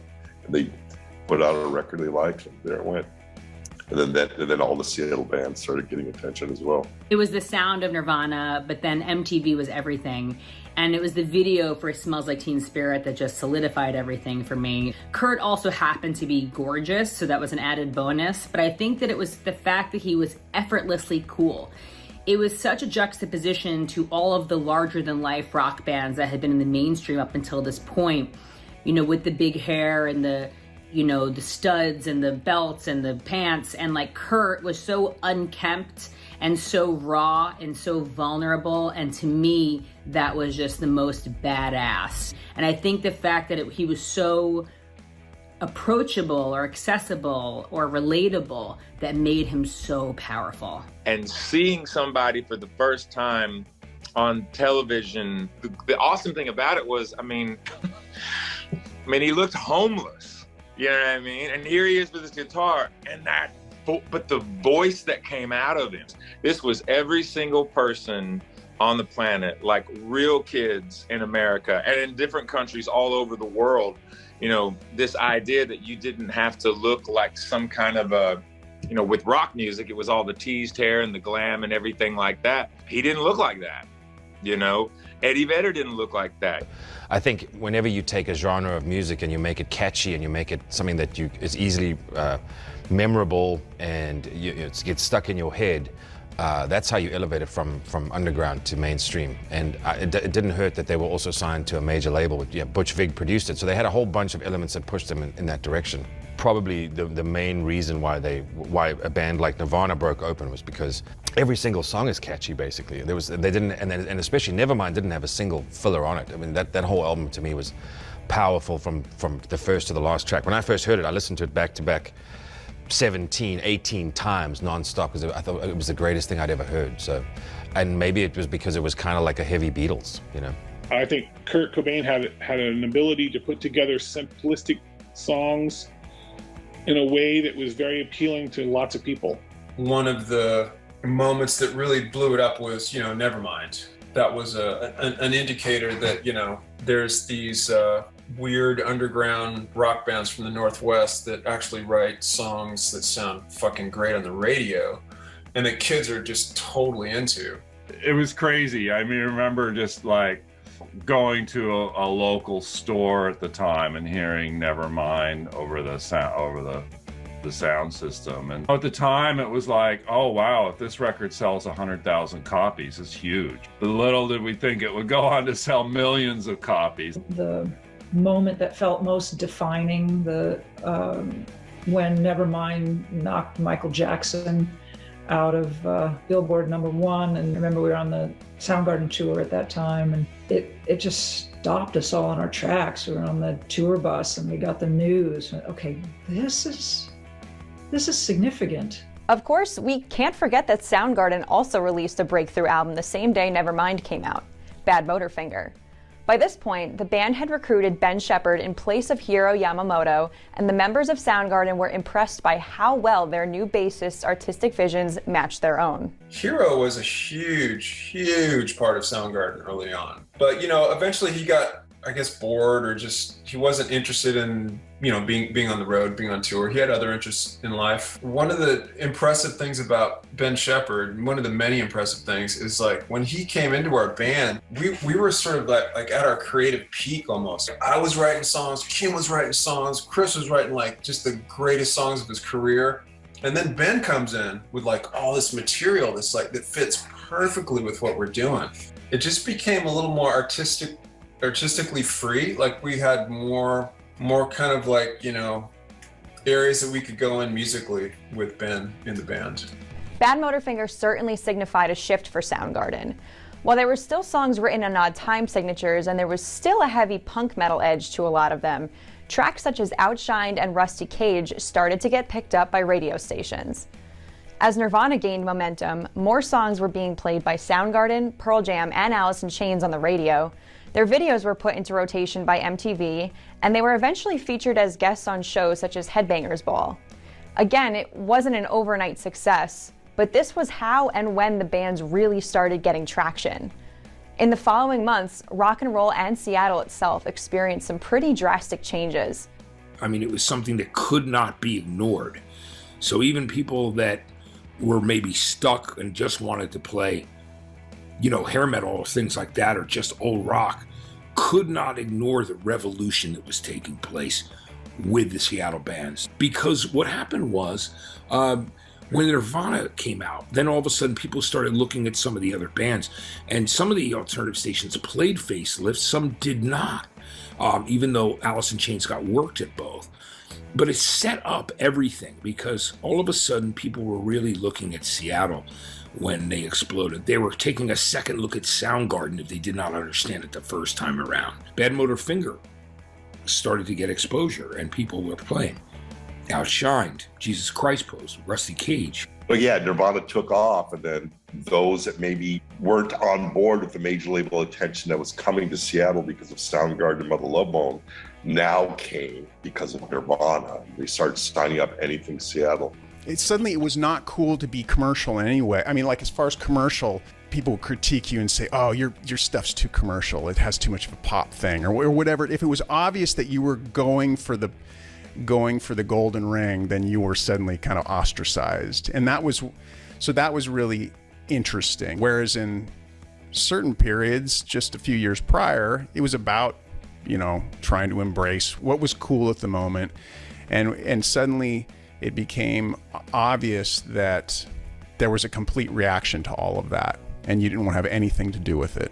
And because of the success of Nevermind, every record label on the planet wanted their own Nevermind, and bands that really had no business going on playing stadiums or going out in tour buses and stuff were suddenly given that opportunity. For better or worse, I think. Some rose to it, and others, it probably ruined them more than it helped them. As far as how the community changed, I think a lot of people moved here to get a record deal. A lot of people moved here to be part of this unique experience. Many people also look at grunge as the sole thing that killed hair metal. Big hair, animal print, and colored spandex were replaced with flannels, oversized clothing, and Doc Martens. But most importantly, grunge showed the world that music didn't have to be flashy to be great. Grunge killed the cartoon rock star. Because like the 80s had really just like everything that started to be born in the 70s, sort of like with Queen, with Freddie, with Kiss, with just the, you know, the grandiose, you know, the spandex rocker, the glam rocker. It got so cartoonish. The grunge showed us that.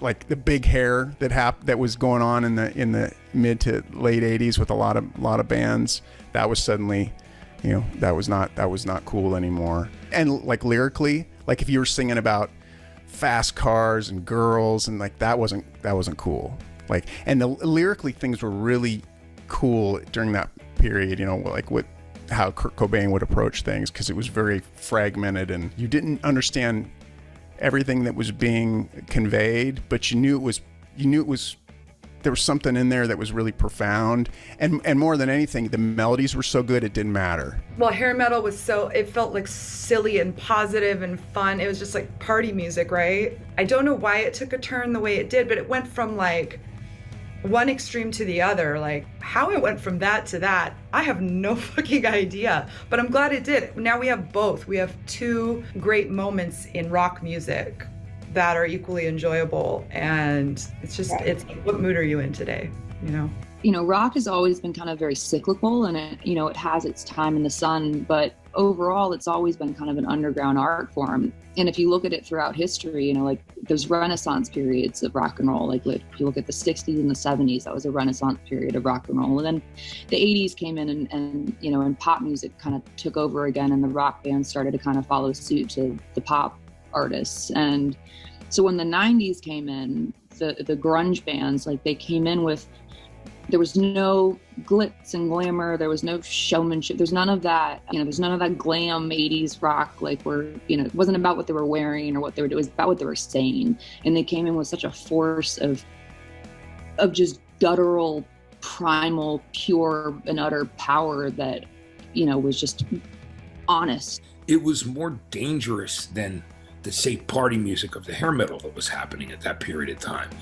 You know, when you're doing a song, I was talking about a song breaking through a rusty cage or something that is almost considered by many sacrilege to do Jesus Christ pose. I mean, those things, you know, freaked some people out, as rock and roll's always done and should do in some ways. I think grunge cut into hairspray cells for sure. Like the Nirvana song, Come As You Are, I think that kind of summed it up. It appealed to kids on a deeper level, I think, than the fashion, the style, even though then, of course, it was compromised to become a fashion. I mean, it's common knowledge that I don't think he meant to do it. It's just what happened, that Kurt Cobain literally eliminated a genre of music, ultimately with one album. It's a really good example of what was happening with Pearl Jam was, you know, they all of a sudden MTV started getting behind Alive and then Even Flow. And then by the time the Jeremy video came out, when you look at the videos that were out at that period of time and this, you know, the things that are really related to that period of grunge and how just incredibly dark those videos were, whether it Smells Like Teen Spirit or whether it's Man in the Box, or like something like Jeremy. Though a lot of the Seattle bands started to feel the effects of their increasing popularity by the end of 1991, they didn't quite realize just how big they were actually going to get.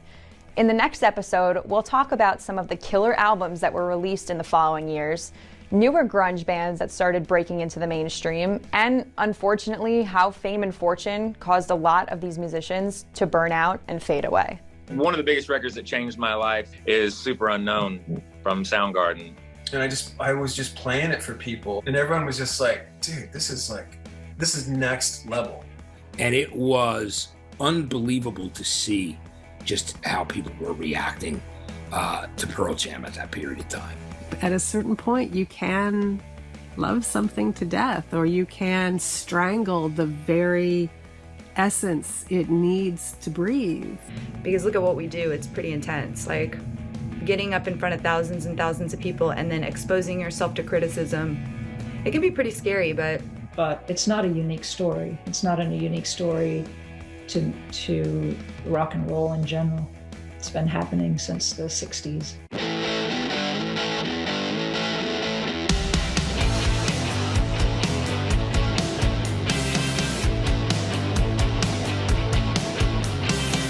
By 1992, grunge was becoming more and more popular as time went on. Nirvana's Nevermind reached the top of the albums chart in January, knocking Michael Jackson's Dangerous from the top.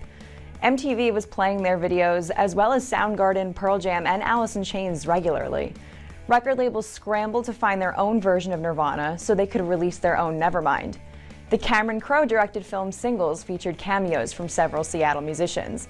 And grunge fashion was now a fashion. This bizarre fascination with their fashion.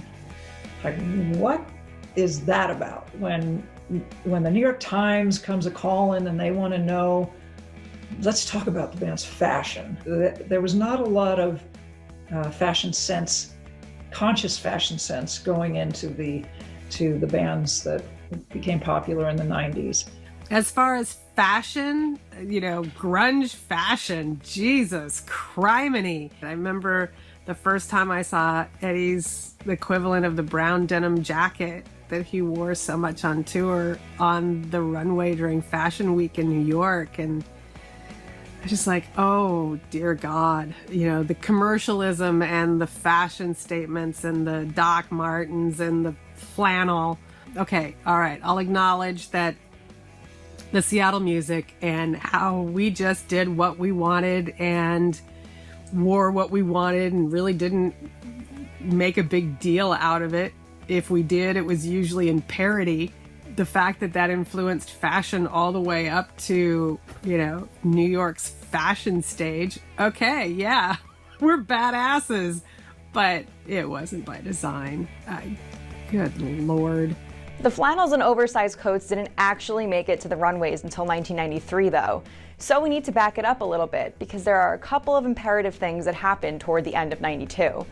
Firstly, Pearl Jam's 10 peaked at number 2 on the Billboard 200 nearly a year after its release. This was the second grunge album to make it into the top 10 of the chart, and the group headlined that year's Lollapalooza festival alongside Soundgarden, Red Hot Chili Peppers, the Jesus and Mary Chain, and more. When Pearl Jam blew up, and out of nowhere, when they first were booked on the bill for Lollapalooza, they were booked early in the afternoon, like before bands that were bigger at the time. But the thing was, they blew up so fast because of radio play that when the band would start the set, like with Even Flow, all of a sudden people would swell the stage out of nowhere, and they would have one of the biggest crowds of the day. And it was unbelievable to see just how people were reacting to Pearl Jam at that period of time. And of course, a month later, Alice in Chains put out perhaps one of the greatest releases from this era in music, the iconic, dark, and foreboding Dirt. Alice had already established themselves as one of the gloomier bands with their debut Facelift 2 years prior, but Dirt took it to a whole new level. Loneliness, depression, and hopelessness were some of the main topics discussed in Lane Staley and Jerry Cantrell's lyrics throughout the album, but the most prominent was addiction. In an interview Staley did with Rolling Stone, he noted that the record basically tells the story of someone who used drugs to deal with pain and anguish and how much it helped, but eventually realized over time that they're actually hurting him more than helping. That story was about Staley himself. He hoped to send the message to his fans that drugs don't actually solve the problems for you. Dirt peaked at number 6 on the albums chart just a few weeks after its release, but we do need to touch on another album that came out that same day, Stone Temple Pilots' Core. Though they were from San Diego, Stone Temple Pilots certainly could have been mistaken for a Seattle band when they first arrived in the scene. However, just as Nirvana, Pearl Jam, Alice in Chains, and Soundgarden all sounded vastly different from each other, so did STP, and Scott Weiland's confident onstage demeanor set him apart from the frontmen of the other groups. And then you got to think about the bands that weren't from Seattle, but also, were great bands that came out in that era, like the Pumpkins and Stone Temple Pilots. I mean, I love those bands. And there was that effect as well. I mean, of everything that was kind of happening at the time. You know, like when Dean DeLeo from Stone Temple Pilots came to my radio station in New Jersey, he was still driving a delivery truck. He was back in New Jersey working for the time being. They just finished Core, and he had a copy of Core in a long box, and he said, hey man, hey, we got signed to Atlantic, me and my brother Robert, and we got this band called Stone Temple Pilots. I remember being the first person to ever play Stone Temple Pilots on the radio because he brought that record he just got it. I had to break open the long box with the plastic around it. The fall of 1993 gave us the next two major releases from Seattle: Nirvana's third and final studio album In Utero on September 13th, and Pearl Jam's Verses on October 19th.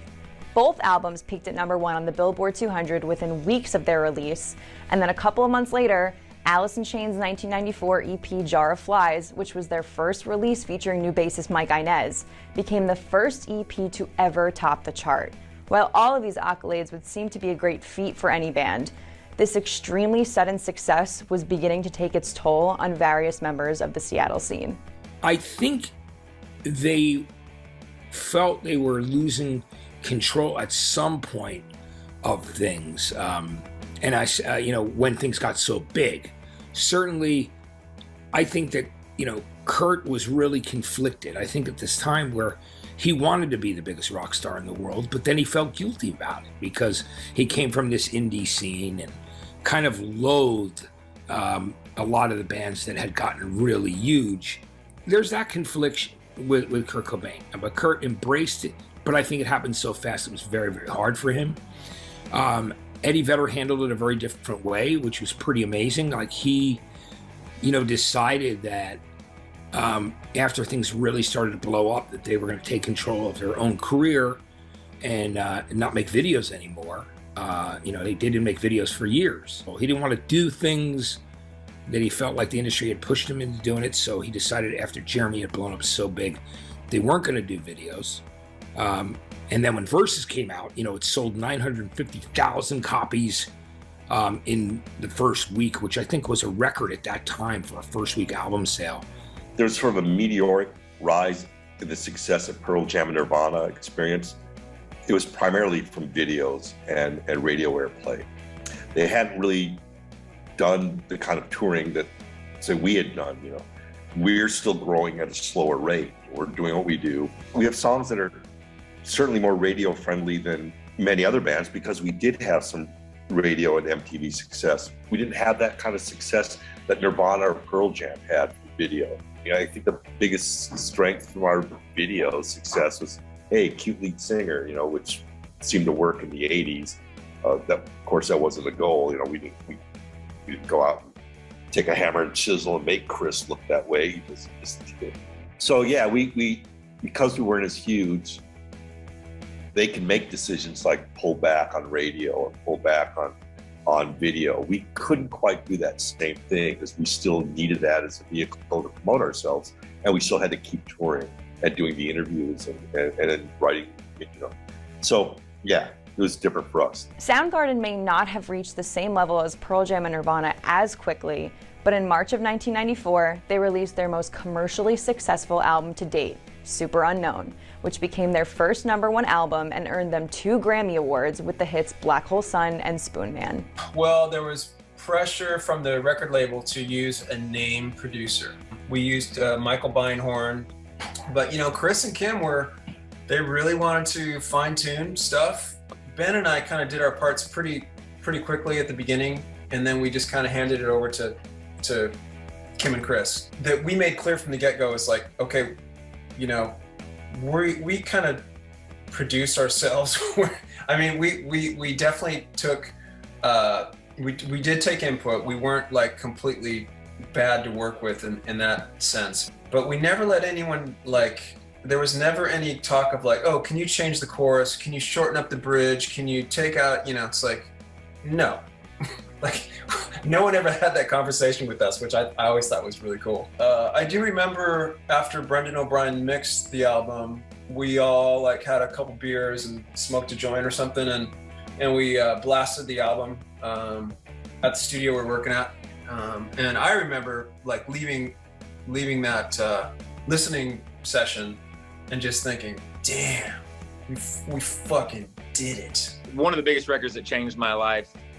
Just the way that I view songwriting, specifically songwriting, is Super Unknown from Soundgarden. I mean, anyone that knows me knows how much of an affection I have for that band, especially Chris Cornell.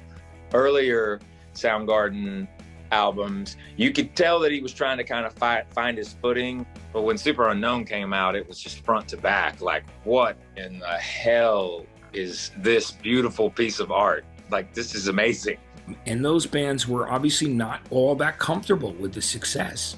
I think the other thing that, you know, we have to think about is the reason why we've lost so many members of those bands is because, you know, they had to go out and they had to live their pain, their emotional and physical abuse they had been through. They had to live it every night, you know, because I think the thing about the bands was that they were writing about real things they felt. That was an extension of what was really going on in their minds and in their souls.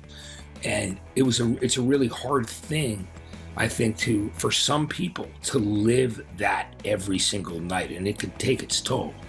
And I think that's why so many people had gotten into drug abuse, and just trying to get out of themselves, so that, you know, they're not living that pain, because a lot of times artists can't separate who they are, you know, from the person on the stage. I wonder if creatives, because they are so much more sensitive, they kind of surf a broader range of emotions more quickly, more on a regular basis, so they can see more up and down.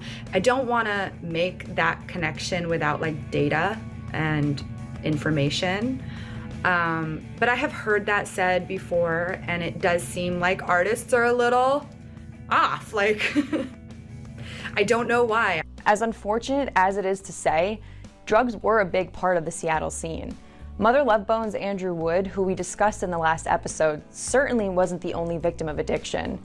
After Nevermind became massive, Kurt Cobain admitted to having an on and off relationship with heroin in interviews.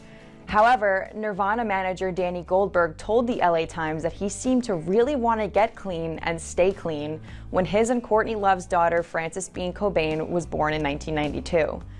But in March of 1994, Cobain was rushed to a hospital in Rome, Italy after Love found him on the floor. He'd ingested alcohol and a large amount of pills and slipped into an overdose-induced coma. Love also recalled he'd been severely depressed when he first arrived in Italy. She was convinced that he intentionally overdosed to kill himself. Sometime in the following weeks, Love and some of Cobain's other comrades set up an intervention with him. Love had struggles of her own, so she flew down to LA and checked into rehab, and he followed suit shortly after. However, he didn't stay long, and on April 8th, he was found dead in his greenhouse from a gunshot wound. The people that they associated themselves with on a business level were not around when things were starting out, and certainly saw no interest in us or any reason why we should be considered anything other than an annoyance. And I think that kind of translated into their heads as well to some degree, although it's not Kurt's, because he died so young. And I can happily say without any trouble that I didn't like most of the people that were around. I didn't like the people that were surrounding him, that they were paying to do their business for him. I wasn't excited about any of that. So kind of ruined the whole thing. And then you put the drugs into all of it and how it all ended. I don't have a lot of happy memories about any of that stuff. It's clouded by a weird tapestry of tragedy. We were getting off a plane from the tour that we had just been on with them, which was not a happy time.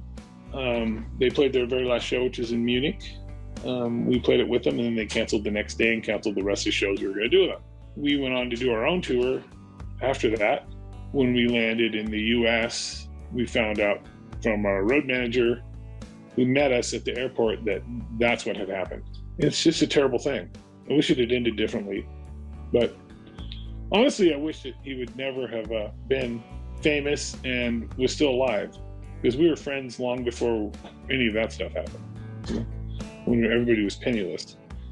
I'd much rather have him that way and alive than dead and the history of Nirvana, personally.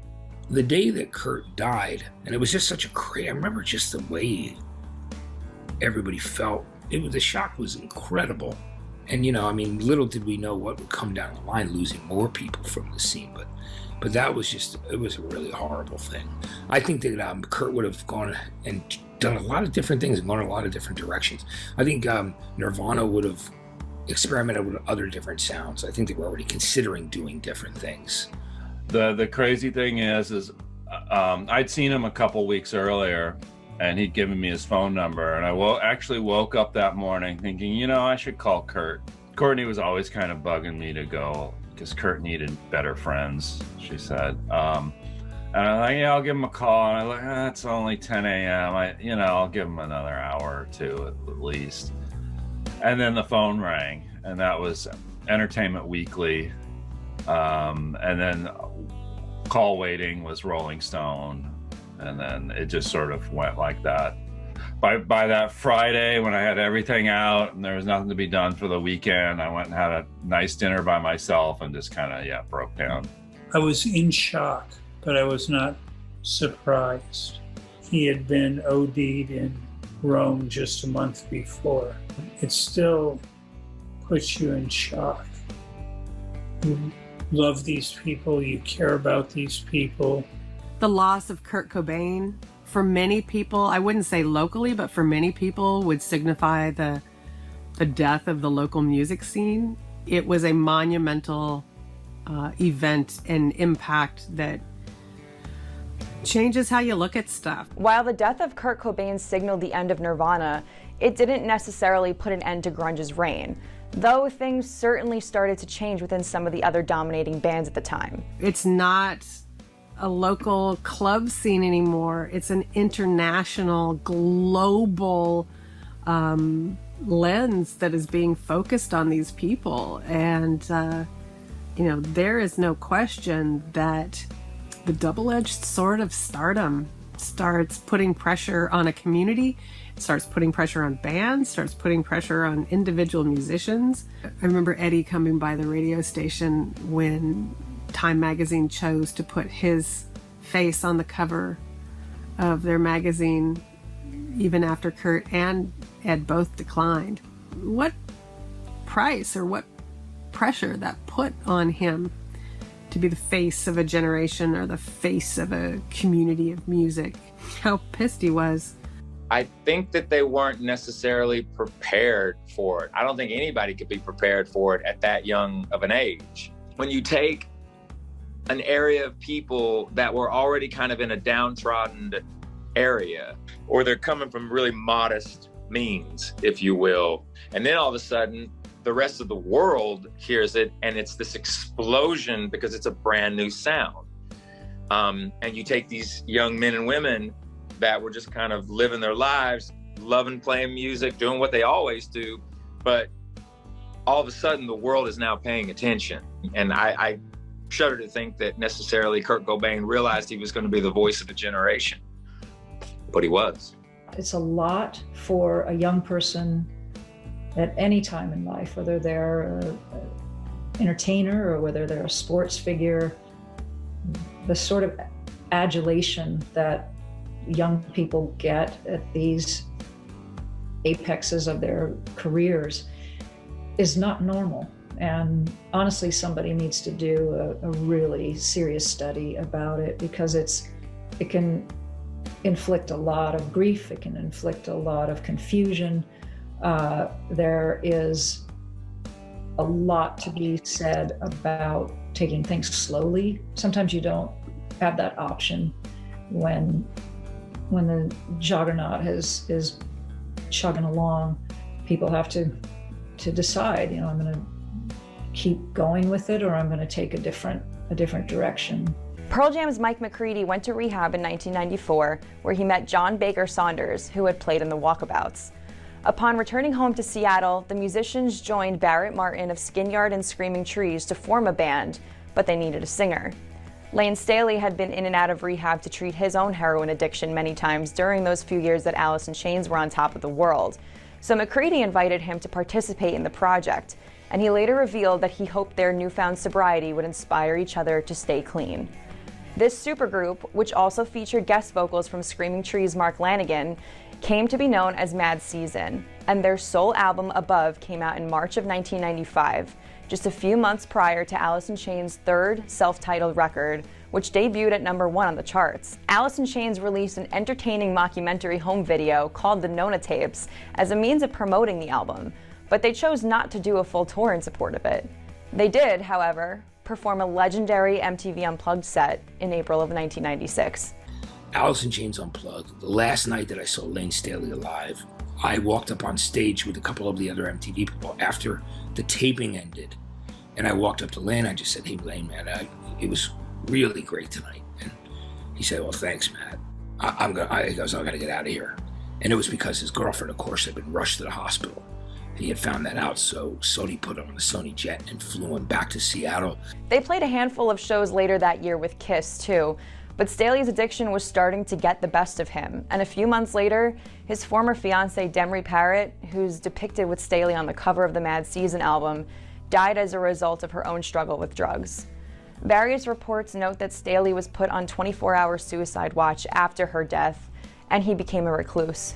When Alice dropped from public eye, it's no secret. It was a brutal battle with addiction, and during that time was also had come after the success of their studio albums and world tours, and it's a lot. So at that point for Alice, the success and the excess had become damaging, where they wanted to sort of reel it in, and Lane started doing another project with Mike McCready and Barrett Martin and Baker Saunders called Mad Season. Jerry worked on a solo record. Alice in Chains hadn't broken up. During that time, they needed to get another perspective. And the demons of addiction, they don't rest. And we've had far too many lose that battle from our community. But it's not a unique story. It's not a unique story to rock and roll in general. It's been happening since the 60s. That was never not a part of the scene up there. I'm sure it's a part of every rock and roll scene anywhere to some degree. Washington State is a depressing place. Cloudy and rainy, and it's really nice maybe 3 months a year. And there's heavy alcoholism and heroin addiction, but there's heroin addiction and alcoholism everywhere. I don't know that scene, it may just be a coincidence if it's that scene, but it's definitely more depressing there. That was the most depressing time of my life, was living there. I'm a much happier, much more productive, much better person in every way once I got out of there. I don't know why. Bands didn't have problems. Individuals within those bands had problems. There's an aspect of drug culture that was very much not shared socially in the music culture. So those individuals that you may know of to have had drug problems perhaps had their addiction issues within the context of being in a band, but it was not indicative of that band. I can safely say that that was not an issue for Soundgarden. We drank like any other jerks would drink, and even that was, there's a lightweightedness to some of the people who were there. Because the drug culture, there's something about it that's insular. There's involves a private shared thing with those people, and there's probably a component of it that involves shame. So they're not telling you, "Hey man, I just went and shot up" or whatever. They're not. That's their thing. It's a private, personal thing. So I think the rest of us were not always aware of these little pockets of behaviors that individuals were engaging in. I'd want to absolve the scene and community of responsibility for the choices made, the very personal choices that some individuals made. I didn't necessarily go into rehab, and I didn't necessarily do a STEPS program or what have you. But if you know anything about me and my history, I'm a drug addict and I'm an alcoholic, and I will be forever, because there's a guy in here that his sole mission is to kill me. So I understand that element and how distorted substances can make you. What it was with that era too, I think, is it was hard drugs. It was heroin. spike in vein. It was speedball, cocaine addiction, like, massive addictions to opioids.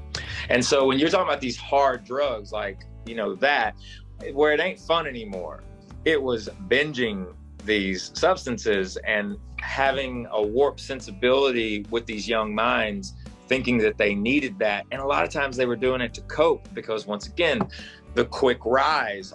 And I'm glad we have all the music. I'm glad we have all the songs. But I hate the fact that we had to lose these people, certain very influential people, to substances because people didn't know how to talk to them. And it could have possibly been prevented. From what I know, addiction, and it comes in many forms: alcoholism, drug addiction, gambling. Like, it's just pick your drug. The disease is the disease. It's centered in the mind. I can speak on alcoholism and drug addiction, but the main thing is in an addict brain. And listen, I'm not a professional. I'm just going to give you what I know. With alcohol, it's like a physical craving for alcohol coupled with a disease that's centered in the mind. And for far too long, I feel like society and the media and school has portrayed addicts and alcoholics as bad people. There are highly functioning people with the disease of addiction. This disease does not discriminate. There's all colors of the rainbow. And just from my experience, I would get so nervous on stage, so I would drink, because look at what we do. It's pretty intense. Like, getting up in front of thousands and thousands of people and then exposing yourself to criticism. It can be pretty scary, but... Around this time, Soundgarden released their final album before going on a hiatus as well. Down on the Upside came out in May of '96, but the band didn't last much longer after that. We had a couple really tough tours. No one was happy. There's a lot of drinking and just sloppy shows. So it seemed like we really needed to just kind of regroup once we got back from that 96, 97 tour. But I just kind of went into work mode when we got off the road. I started writing demos, and I was just like, yeah, let's do our next record. Yeah. And then Chris came over one day and quit the band. so that's how it ended.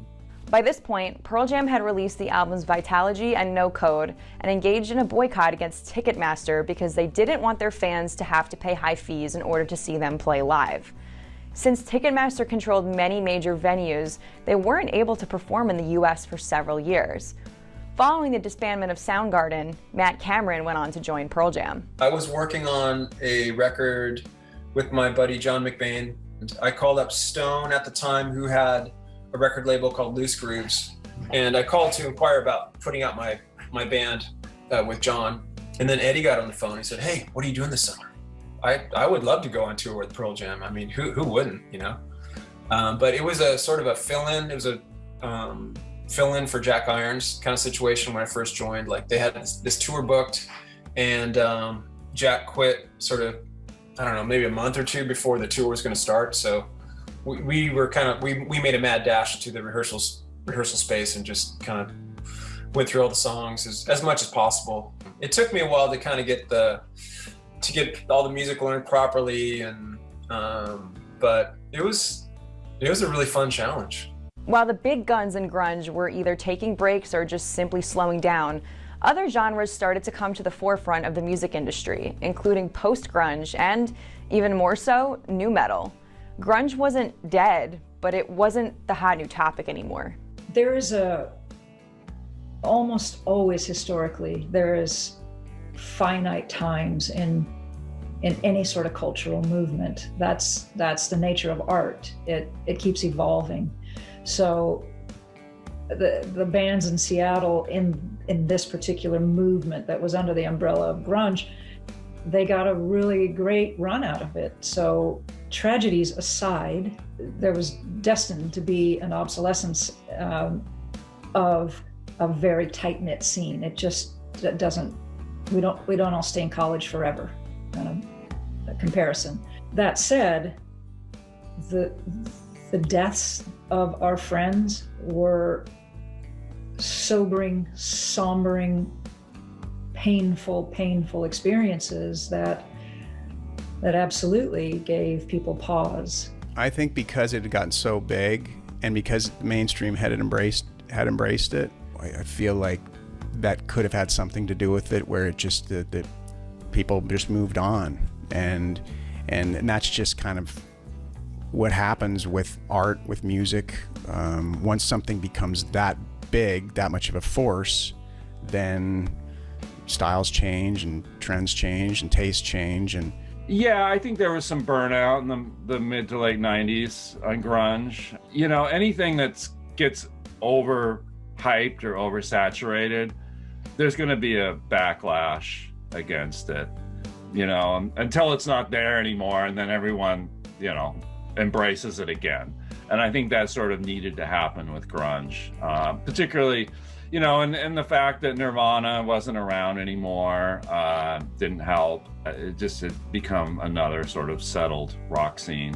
And the waning of the music scene, I don't know, you could probably find a scientific algorithm to the concept of absolute saturation. You couldn't get away from Seattle. I'd say 95 on would be when the pressure started to back off. Everything seemed to be coming out of Seattle. So at a certain point, you know, the media monoliths are probably wondering, you know, what else is there out there? Or God, not another Seattle band. Which I felt bad for a lot of the Seattle artists that, you know, had releases in the mid 90s and on, because just from burnout, global burnout, it can tend to affect the success or failure of a record. With Alice in Chains on hiatus, Jerry Cantrell released his first solo record in March of 1998. The last songs Alice recorded together with Lane were around 1998 and 1999 and were titled Get Born Again and Died. Alice in Chains fans all know how this story ends, and while there are various reports of sightings of Staley in the late 90s from different people, we don't have a right to speculate about his physical state while he was choosing to stay out of the public eye. All we know for sure are the facts. The singer was found dead in his condo in April of 2002, and the tragedy was ruled an accidental overdose. And you know, I think many of us, sadly, didn't think that Lane would live that long after his girlfriend passed away. But he lived a lot longer than I think a lot of us expected him to. Of course, the hope, you know, we prayed that Lane would get well and get better, and that he would, you know, find a way to come out of it, like Mark Lanegan did. But Lane, was never able to pull himself out of it, and it was sad. I remember when Lane passed, getting the news. I remember being at his memorial. I didn't cry when Andrew passed. I didn't cry when Kurt passed. But when I attended Lane's memorial, the tears came for all of them.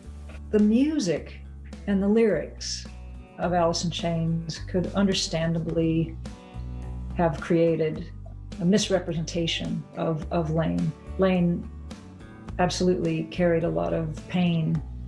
He also was one of the sweetest, really. He was a sweet person.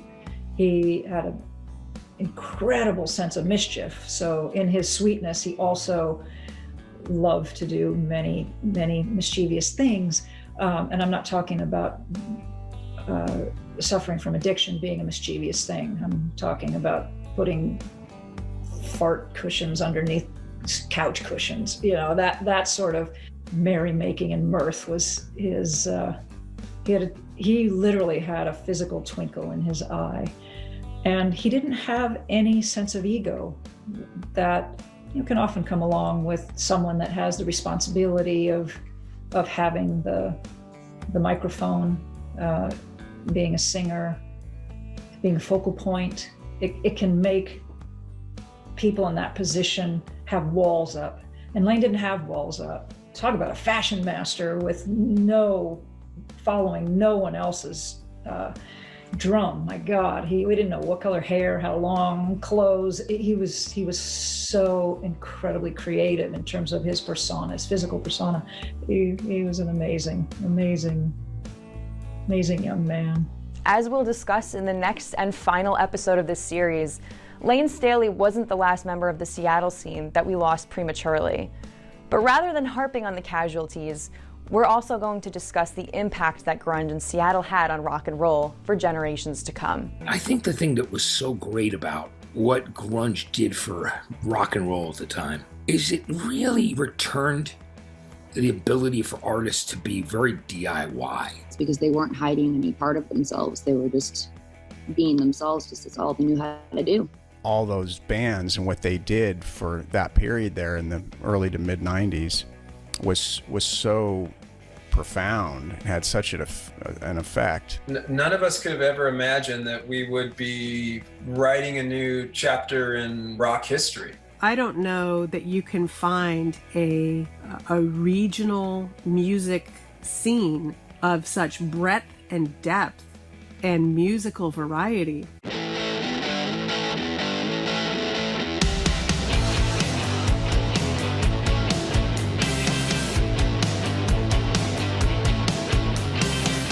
Every musical revolution that's happened throughout history has changed pop culture and society in some way. And that's what the entire point of this series has been about. We didn't exactly end the last episode on a happy note, and unfortunately, when it comes to the timeline of what happened after Lane Staley died, we're not out of the darkness just yet. But there's a lot to discuss about where many of the Seattle musicians' careers went once the grunge explosion died down and other subgenres took the front seat in the music industry. Being on the sidelines and not being a musician, being a radio person, being a music lover, and being blessed with the ability to be part of this community that we talk about 30 years later. There is a true pride that we carry to watch bands and musicians be able to move forward and explore new things. If their band breaks up, to watch them group together with some other musicians and make something new or have another opportunity. After Kurt Cobain's death in 1994, Dave Grohl went on to form Foo Fighters. Chris Cornell joined forces with the members of a disbanded Rage Against the Machine to form Audioslave. Alice in Chains didn't plan on carrying on without Lane, but eventually befriended William Duvall and started making music with him behind the mic. Eddie Vedder had a few solo ventures, but remained with Pearl Jam, and they've released 7 studio albums since 1996's No Code, which was the last of their records that we discussed. And a lot of these bands are still selling out arenas and stadiums today. That isn't to say that it's been a happily ever after type of story for all of them, though. Former Alice in Chains bassist Mike Starr tragically died of an overdose in 2011. Stone Temple Pilots broke up sometime around 2003, and Scott Weiland, who was in and out of rehab, went on to join Guns N' Roses Slash, Duff McKagan, and Matt Sorum in Velvet Revolver for 2 albums before returning to Stone Temple Pilots again. In December of 2015, the singer was found lifeless on his tour bus while he was on the road with his band The Wildabouts, and it was a shock to many. The last weekend I saw Scott Weiland live. I interviewed him at this radio convention in Carlsbad, California. He was very late for it that day, which wasn't unusual for Scott, as you know, with his struggles. And even when Scott was not in good shape, and he was like, I'd say he was firing on about 30% of his potential, he still had more swagger than 90% of the rock guys that get on a stage. I mean, you know, he still had the natural born swagger, but it was also very heartbreaking. Now, I saw him the next day, and he looked a little disheveled that day, and I just remember, I just kind of thinking to myself, man, why are people around him letting him, you know, just kind of go out like this? And he said goodbye to me that day, and I never saw Scott again. Another devastating loss, like to rock and roll, to the music scene, when we lost Scott. After a couple of albums with Audioslave, Chris Cornell worked on a few more solo records, and then Soundgarden announced their reunion sometime around 2010. They released King Animal 2 years later and went on a tour in support of it.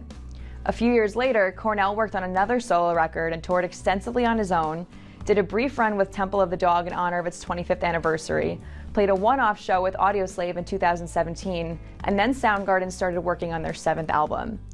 And then tragedy struck again. Cornell died by suicide in May of 2017 in the midst of a Soundgarden tour. I don't know what happened with Chris Cornell. I don't know. It's a mystery. It's a very sad tragedy. You know, I'm sure there's mental illness there. I know that kind of stuff was sort of hinted around about Chris, but he was kind of a morose guy to some degree. But I always felt that he let that come out in his music. and maybe that was a better stopgap for what might be going on within his head. But you never know with that kind of stuff. Chris Cornell is probably the biggest shock and surprise of any of them. I mean, yeah, while it was happening, okay, drug overdoses, etc. It just tragic and awful, but somewhat explainable in the way people were doing their lives at the time. We were there that night. I talked to Chris Cornell, I gave him a hug. I watched him leave the venue, and then the night went on as normal, and to wake up the next morning to the immense, just the bus, the wait. I sleep late, so I was the last to find out, and I woke up and walked into the front lounge, and everyone's just head in hand, devastated, and everyone kind of looked up at me and went, "She doesn't know. Oh, it's gonna be bad." When you've related to their music and you've listened to those records, throughout your whole life ad nauseum, it feels like a part of you at that point. And so I feel like, losing someone like that, you feel like you're losing a piece of yourself in a way. And also, in the grander scheme, losing someone who's that talented and that prolific is just devastating, because it's well, that was it. That was it? No, that it can't be it. And so it's a big, it's a shock and it's a trauma. I remember being at the Rock on the Range when it was announced that Chris had passed away. And so that was really heavy because we were all there as a musical community. You could feel it in the not just backstage, but in the audience as well. I mean, it was just such a heavy day. I remember getting up in the bus, and some of our crew guys were sitting there, and people were really, you could tell something bad had just happened. And at first I was like, stop messing with me. But yeah, it was true. So it was heavy. But it was really something to hear how, as the day progressed, and people were talking about from the stage and sharing their stories and playing tributes. And man, I mean, it made you aware of the impact that he had on so many of us. And I loved Chris very much, man. Besides being one of my favorite singers of all time, songwriters, he was a big, beautiful heart, man. Wrote about the things that went on with him, and just a lot of things that he went through. He's just a deep-rooted soul. And the day he died, I was walking down the street in San Francisco, man, and I cried. I literally lost control. I went off the deep end for a bit. I would have never expected that. I knew Chris pretty well when he was younger. I knew he had a penchant for darkness and depression, but I would have never, other people who knew him better may have different insights. I had known for decades at that point that Chris had struggles with darkness. The last time I had seen him had been in the 90s. We were close for a narrow time during the 80s. More telling because of the fact that nobody did know that he was struggling like that with these kinds of thoughts, that he would have done something like that. If you look at the footage at the Fox Theater in Detroit, he was smiling, he was happy. He was like, "We're gonna see you again soon, Detroit, love you." And then we all know what happened. It was such a shock, though, to the world. What do you mean Chris Cornell died by suicide? I just remember being so sad because I guess he did have a history with addiction. I just know how lonely and isolated and difficult that journey can be. And the music he left behind, what a brilliant artist. When looking back at all of the members of the Seattle music scene who've fallen since Andrew Wood's initial death in 1990, it may seem easy to write grunge off as a subgenre that was full of depression, addiction, and tragedy. Was it just coincidence that so many prominent musicians died prematurely, or was there an actual mental health pandemic happening within the region? There was so much amazing music that came out of here, whether people heard it on the international stage or if it was within the community of our Seattle clubs. There was a lot of music. So there was a lot of musicians, and there was just sort of per capita, perhaps, there was more publicized loss because there was so many creative people. And there's plenty that are still playing music or that have gone on to other careers from there. we also are looking at a much more sensational news cycle in the 90s and into the 2000s, where there was a need to sell, to sell stories, if you will. And this scene got dubbed that everyone was doing heroin, and that was far, far from the case. There were absolutely people that suffered heroin addiction here, as there was in every city around America. So just the fact that there was a spotlight on Seattle, I think that's why it got the reputation. That being said, the fact that people were self-medicating indicates that there was some other issue going on, that there was some sort of mental health issue that led people to self-medicate. But there's far more stories of people that didn't self-medicate that may have also had a hard time dealing with the spotlight, the success, and they dealt with it in a different way. So it's unfair to have this umbrella of doom and gloom and loss. It's just the propensity of the spotlight is what I think what points that out.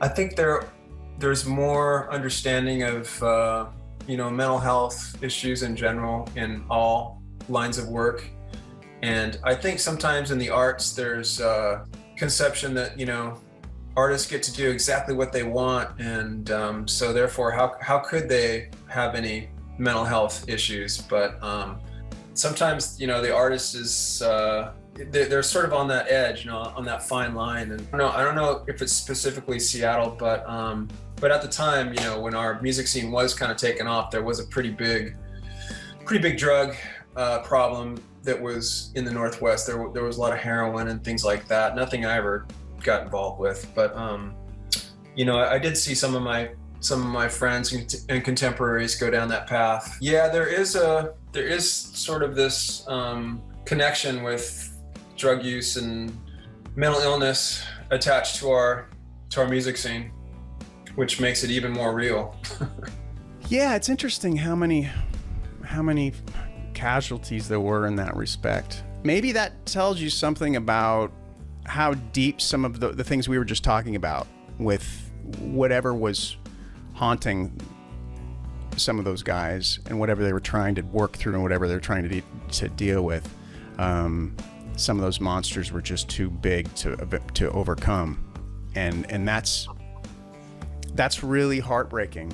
Yeah, it does seem like the Seattle music scene has somewhat of a Faustian bargain going on. It keeps going on. That's the sad thing, I mean, as we get older, we're all going to die. Eventually, everyone from the Seattle scene is going to die. But it also, a lot of it seemed, quite premature and somewhat avoidable. I don't know. Every time a musician from this region and from this scene has gone down, it's been a shock. There were some things that were less surprising, but you never really expect this to happen. And it wasn't like a contagion. I just think that there was availability to a lot of drugs. I think there were a lot of mental health issues. I think that it's more a tragic coincidence that these people went down who were all part of this city. It's a hard thing to process under any circumstances, but when you have the world looking over your shoulder, it's particularly perilous because there's no privacy. There's no place to grieve in a normal human way of grieving. I come firmly from the belief that music is personal, and if you are a fan of, say, Nirvana or Soundgarden or Alice in Chains or Mother Love Bone, and the lead singer of your favorite band passes, that mourning and that grief is a personal experience. There's nothing that I can say that can encapsulate that. Some of the artists that tragically passed, there were warning signs, and some there weren't. I think it's important to acknowledge the individual that is separate from the musical entity of which they belonged.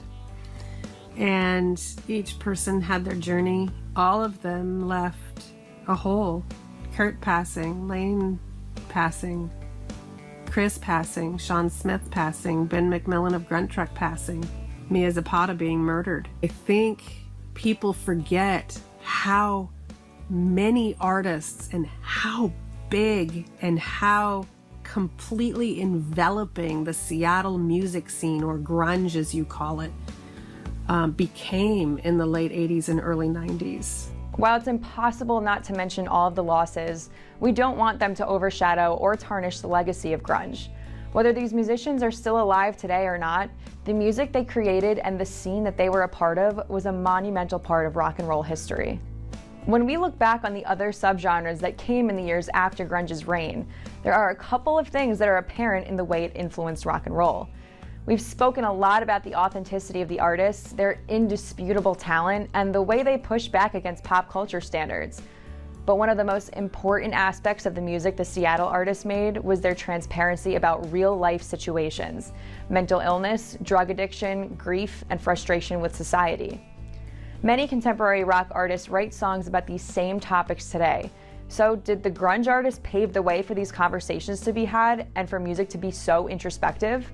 You know, it's an interesting concept to think and appreciate the fact of how candid and authentic the integrity that music that came out of the Seattle area had, maybe through honesty and openness, helped provide a platform.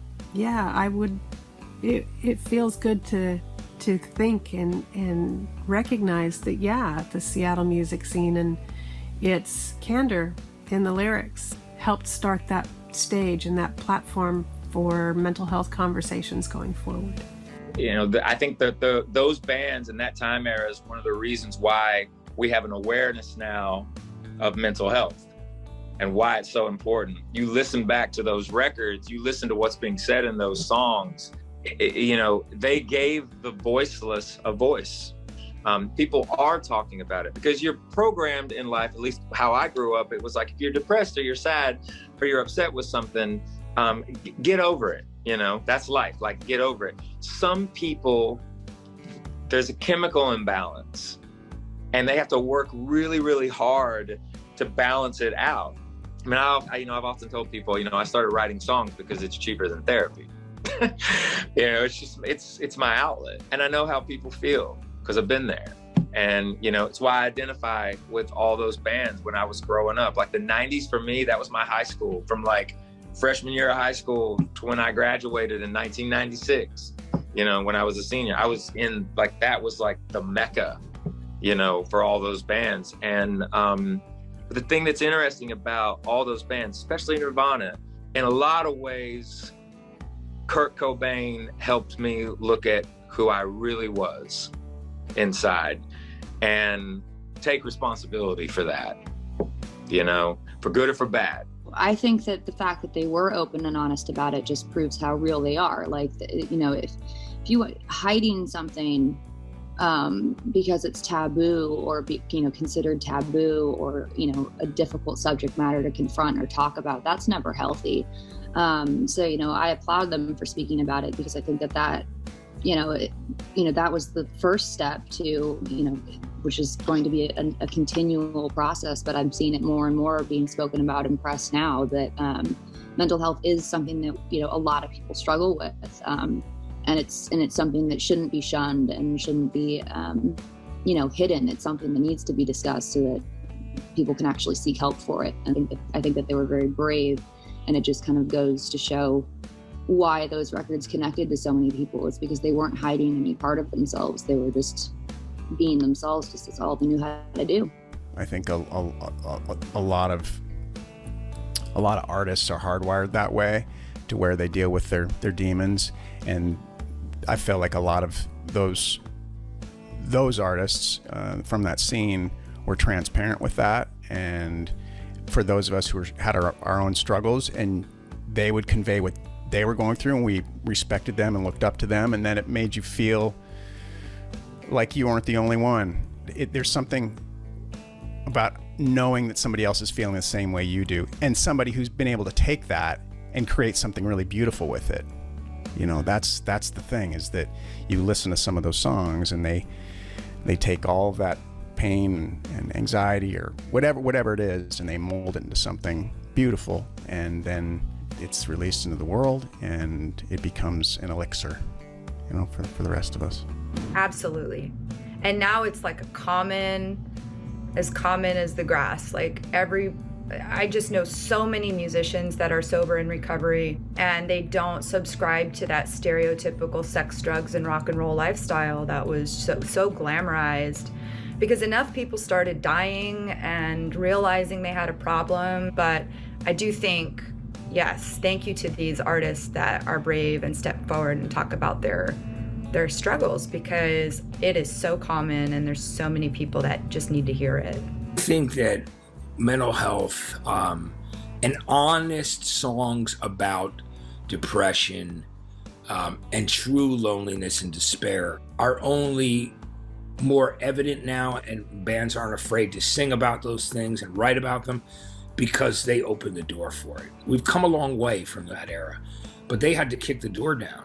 And you know, with the help of radio and MTV at the time, their message came across to more young people than any other time, where, you know, and it was pretty amazing.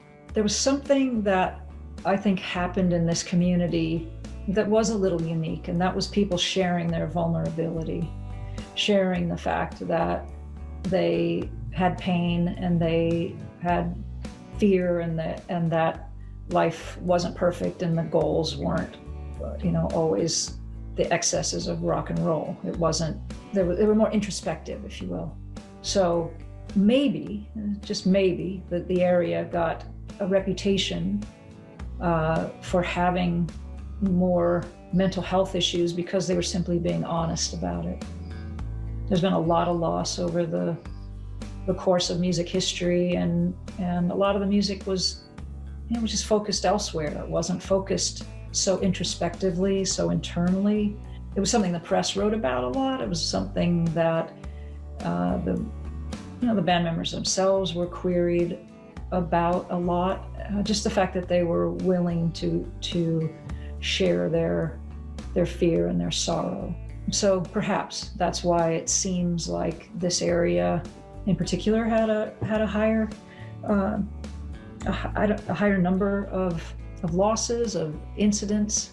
One thing that I noticed, especially with, you know, like Eddie Vedder and Kurt Cobain, the way they sang was very confessional and disclosive emotionally in their tone, their singing style. I think that there was something very unique about that, this kind of honesty, and they were really open and willing to let people in, you know, to their, or at least seem that they're willing to let people into their hearts in the way they inflected their vocal melodies, the way they sang. I think those are components of the success of their bands. If there's an easy way to describe what happened in Seattle between the mid-1980s and 1990s, it's that there was a collection of artists who started combining their punk and metal influences to create a new sound, a steady rise in popularity as a result of the talent and authenticity of these artists, an explosion due to a couple of really imperative releases, and then a plateau period in which the intensity of the spotlight began to taper, just as it does with any movement in popular culture. So that begs the question, was grunge a movement in rock and roll, just as the counterculture of the 1960s and 70s and the development of thrash in the Bay Area in the 80s had been before it? I would say it was a movement in rock history. Yeah, absolutely. I just have to pinch myself, you know? I mean, it feels amazing. None of us could have ever imagined that we would be writing a new chapter in rock history. Like, the records that we made, they're going to continue to influence new generations. And I think for me, that's what I'm most proud of, is I see music as a continuum. You know, I love it when people tell me stuff like that, like, you know, I was going through this thing and I listened to your records and Chris's lyrics really spoke to me, or the music spoke to me, or something like that. So, I mean, that feels awesome. It's bittersweet, unfortunately, for me, you know, losing Chris and Soundgarden, but our music lives on, and that's what matters. The Seattle music scene, in my opinion, was very unique because it was left to its own devices for a long enough period of time. It was a unique community, and you can even blame the weather and the rain for people being inside and spending more time together creating music. I don't know that you can find a regional music scene of such breadth and depth and musical variety. I don't see that it's happened since then. The fact that it was a style of rock that was enough to tilt the musical axis and completely pivot and change directions, you know, it doesn't surprise me, but I wouldn't say that it was a calculated movement by any means. It was the magical formula of timing, talent, and tenacity. Yeah, I'd say it was a movement. All those bands and what they did for that period there in the early to mid 90s was so profound and had such an effect that you can still that still reverberates to this day. I mean, it still influences. You talk to so many young artists and they will bring up any number of those bands as bands that influence what they do, and it's and to me that era is kind of timeless in a lot of ways. I mean, it may not have been as big as it was by the late 90s, but it's still something that was important. It was an important. I think that's what's beautiful about that whole scene, is it will always be important in the evolution of rock music. Listening to what they left behind, the legacy each of those guys left behind, and knowing how that will continue to play on, it's kind of like though they're gone in physical form, their spirit's still very much here, and that's beautiful. I think grunge was definitely a movement. Anything that makes waves is a movement. And I think it stemmed from these artists just being true to who they were and having such a strong passion and desire for what they were doing. Like, when something is really good, it's good. You can't stop it. You just can't stop it. So I really appreciate that moment in time in music. That was an incredible time because it had such an incredible reach. Those records, just like they became a part of the culture and they reached everyone. I mean, because it went not just from the alternative rock stations, but so many. Then all of a sudden, all those bands started crossing over into top 40, those radio stations. I think the thing that was so great about what grunge did for rock and roll at the time is it really returned the ability for artists to be very DIY. Like, they didn't have to be fit into one sound. And the grunge thing even inspired bands like Oasis, who came in, a couple of years later. Because, Noel Gallagher told me that it was Nirvana was as responsible for Oasis as anything. He said that if it wasn't for Nirvana and that scene, he would have never realized to get the idea to write songs that were pop with melody, but use all that distortion and noise in the guitars. So that's just an example of how far-reaching the effect of Nirvana, Soundgarden, Alice in Chains, Pearl Jam, Screaming Trees were. Everything that was happening there, it just inspired so many people.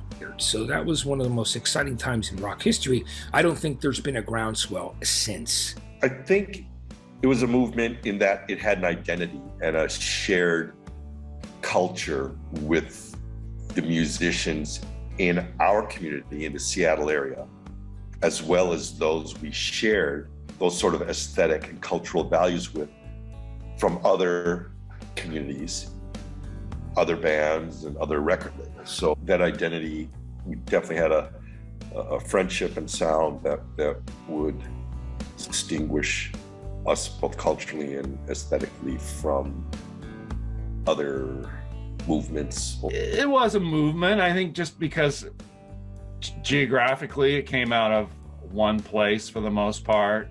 Not to say that there weren't bands that sounded like Seattle grunge bands playing elsewhere, but the fact that so many came out of this, one small to medium sized scene was pretty different, influential. I mean, New York and LA had their own kind of music scenes going on, but it was hard to classify, whereas it was very easy to just say, oh yeah, Mudhoney, Soundgarden, Pearl Jam, grunge. I think the impact of having so many great bands from the same general region playing for each other for years in relative obscurity, and then suddenly having a breakthrough by having one of the beloved bands of this general scene have the Smells Like Teen Spirit phenomenon happen to them. It was going to change everything, and it did. And that's kind of what galvanized everything into the grunge Seattle thing once and for all. It became an inescapable global phenomenon, but there was never any consciousness. Bruce and I, fumbling around, trying to figure out what we're doing. I mean, there's some stuff that we definitely did know what we were doing, but like the rest of the scene, we were along for the ride.